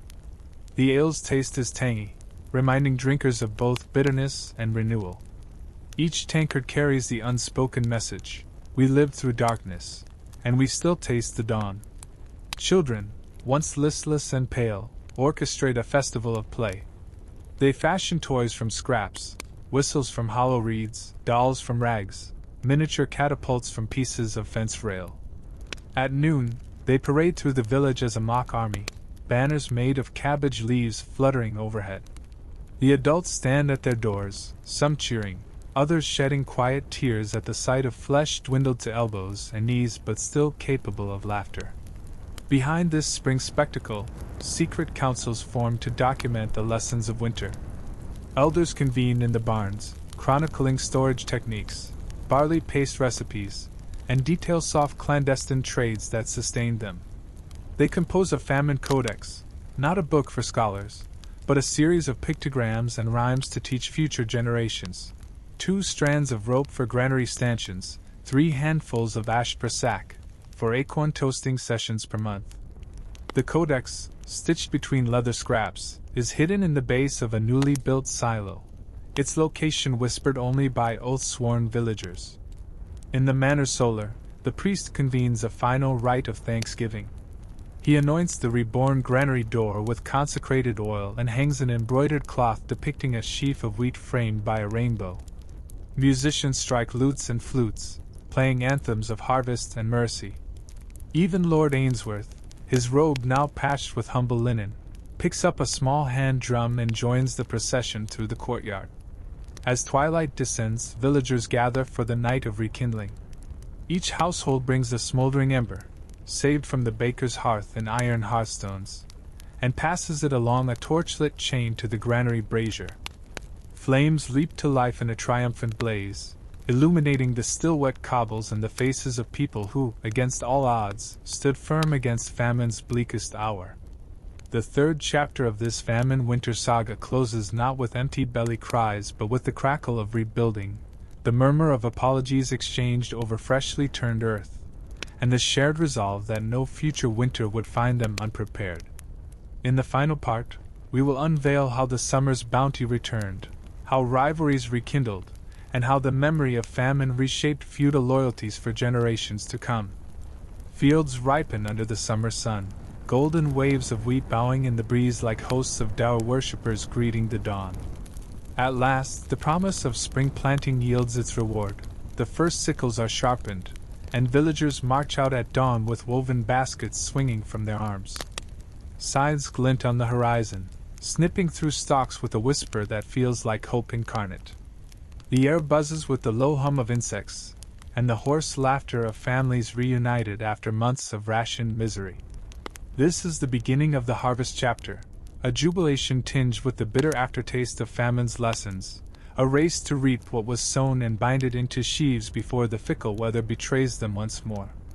At the edge of the communal field, the reeve, now walking steadily on a polished wooden peg, blows a conch shell that echoes through the valley. From every hovel and farmhouse, grizzled reapers emerge, Widow Agnes clutching her sickle like a battle-axe.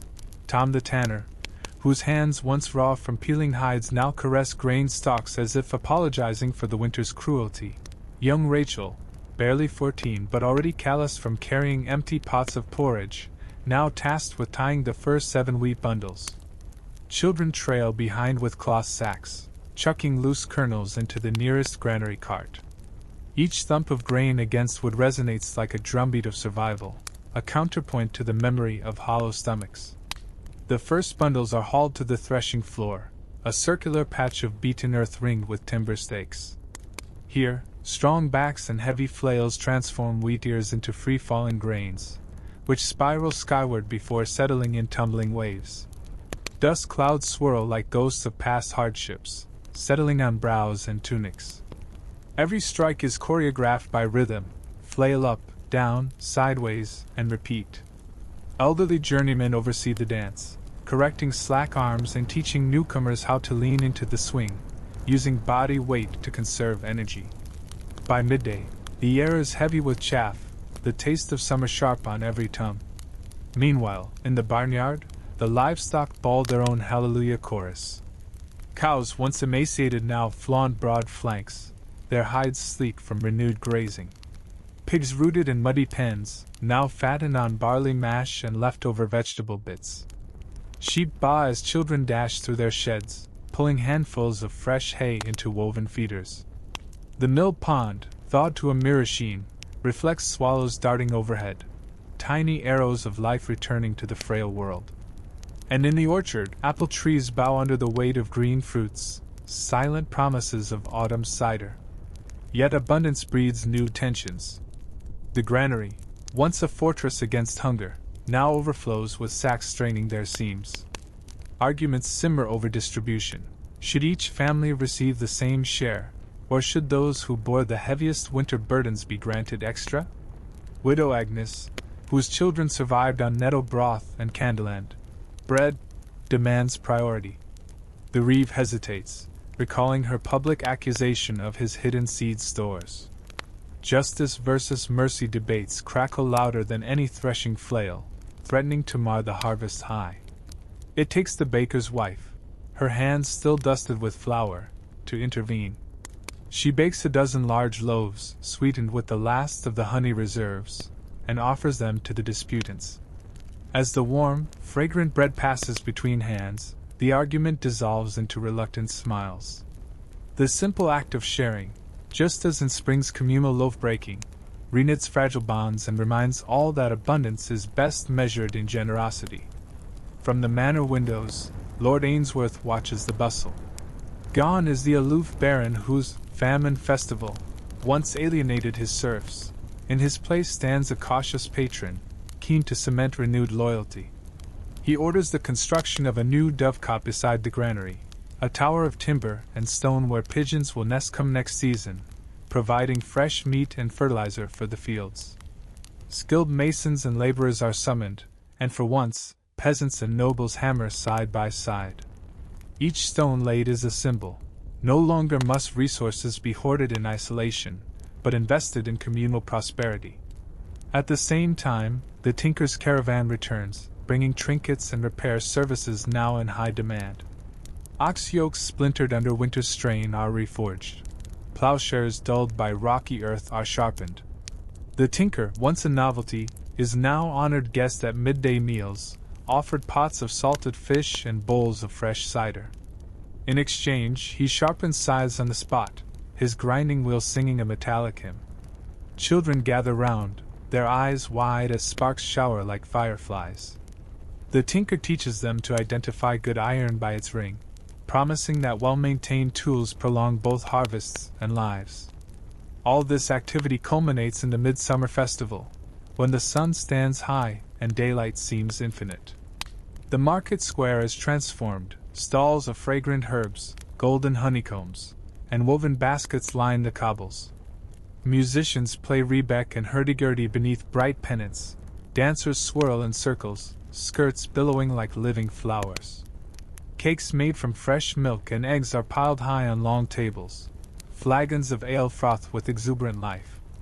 Town criers recite the names of every household and tally their contributions to the harvest. Breadth of field plowed, weight of grain threshed, hours spent repairing village defenses. Each citizen receives a painted token inscribed with their accomplishments, badges of honor that replace the grim tally sticks of famine days. Yet even the festival cannot suppress undercurrents of rivalry. Families vie to produce the largest sheaf, bragging rights awarded in the form of ornate wreaths made of intertwined barley and wildflowers. The miller's son proclaims his father's flour produced the fluffiest loaves. The blacksmith's daughter insists her father's, Blitz jerky, saved more lives than any basket of grain. The priest, doting on unity, calls for a sheaf relay. Teams race across the green, passing bound bundles like torches in a race to bind them into a central harvest sheaf. Laughter and playful shoves abound, but bruised egos flare too. When one team drops the sheaf, the opposing side gloats with victorious leers. It takes the reeve's booming voice and a generous handout of sweet buns to quell the skirmish, reminding all that competition, when unchecked, can unravel communal harmony. As summer ripens toward autumn, the hard-won stores fill the larders. barrels of pickled turnips, crocks of sauerkraut, wedges of smoked cheese line stone shelves. Jars of jam, made from the last elderberries rescued from compost piles, glint like jewels in the dim storeroom. Sewn into canvas sacks are the coded pictograms of the Famine Codex.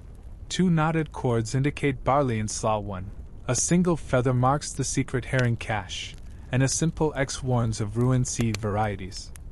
Children are summoned at dusk to memorize these glyphs, ensuring that no future generation forgets the tools of survival carved in hunger's shadow. In the fields, the final act of sowing begins, a second planting of winter wheat, meant to sprout before frost returns.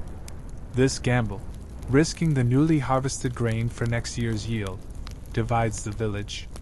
Traditionalists warn that late sowing invites crop failure. Pragmatists argue that without this second line of defense, another famine could be catastrophic.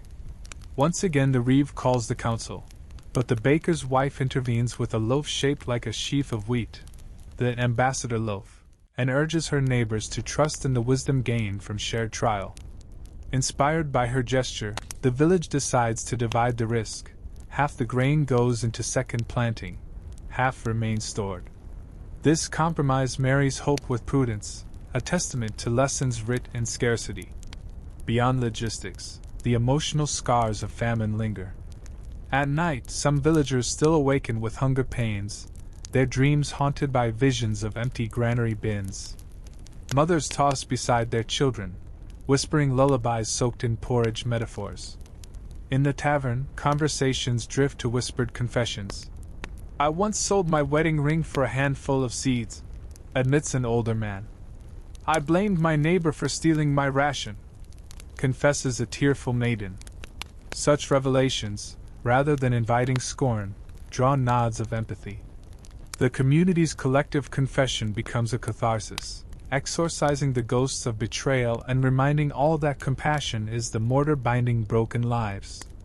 Meanwhile, Lord Ainsworth petitions the regional court to codify emergency rationing laws, arguing that no other fief should stumble unprepared into a repeat of this winter's horrors. Delegates arrive to inspect the Famine Codex sealed in the new silo. They marvel at its blend of folk wisdom and practical engineering. Orders are dispatched to replicate its lessons in neighboring villages, promising that famine need not be the death knell it once was. The reeve, once scorned for hoarding seeds, now travels as lecturer, demonstrating granary alchemy and ash packing techniques before receptive audiences. His name, once uttered in suspicion, becomes synonymous with preparedness. As autumn's first frost intensifies the harvest moon, the village gathers for a final Thanksgiving. Torches light the path to the granary, where baskets of grain stand heaped in pyramids, enough to see 3 years' worth of lean seasons. A bonfire roars, fed by last season's deadwood, and villagers toss offerings of first fruits and fresh-baked loaves into the flame, a ritual of gratitude to both earth and divine providence. Music swells, voices rise in a chorus of Gaudimus Omnes, and folk refrains praising plenty. In the glow of the firelight, even the stoic reeve allows a hint of tears to glisten. At the stroke of midnight, the priest intones a benediction, and the lord, reeve, artisans, and commoners join hands in a circle the length of the courtyard. In that moment, feudal loyalties transform. No longer are bonds forged solely by oath to a distant lord, but by shared struggle and mutual reliance. The lord's staff kneels in humble servitude as peasants stand tall in their newly earned dignity. The social hierarchy, though unchanged in formal rank, gains nuance. Respect is now a currency as precious as grain, and compassion its most robust investment. Thus concludes the fourth and final chapter of our saga. Summer's bounty returned at last, rivalries soothed by communal spirit, and the memory of famine etched into every grain, every tool, and every heart. The fields may sleep again under winter's first snow, but the lessons of shared hardship endure. The village, reborn from starvation's crucible, stands ready to face whatever seasons, or sovereigns, might come next, fortified not just by barns and granaries, but by an unbreakable bond woven in the loom of survival.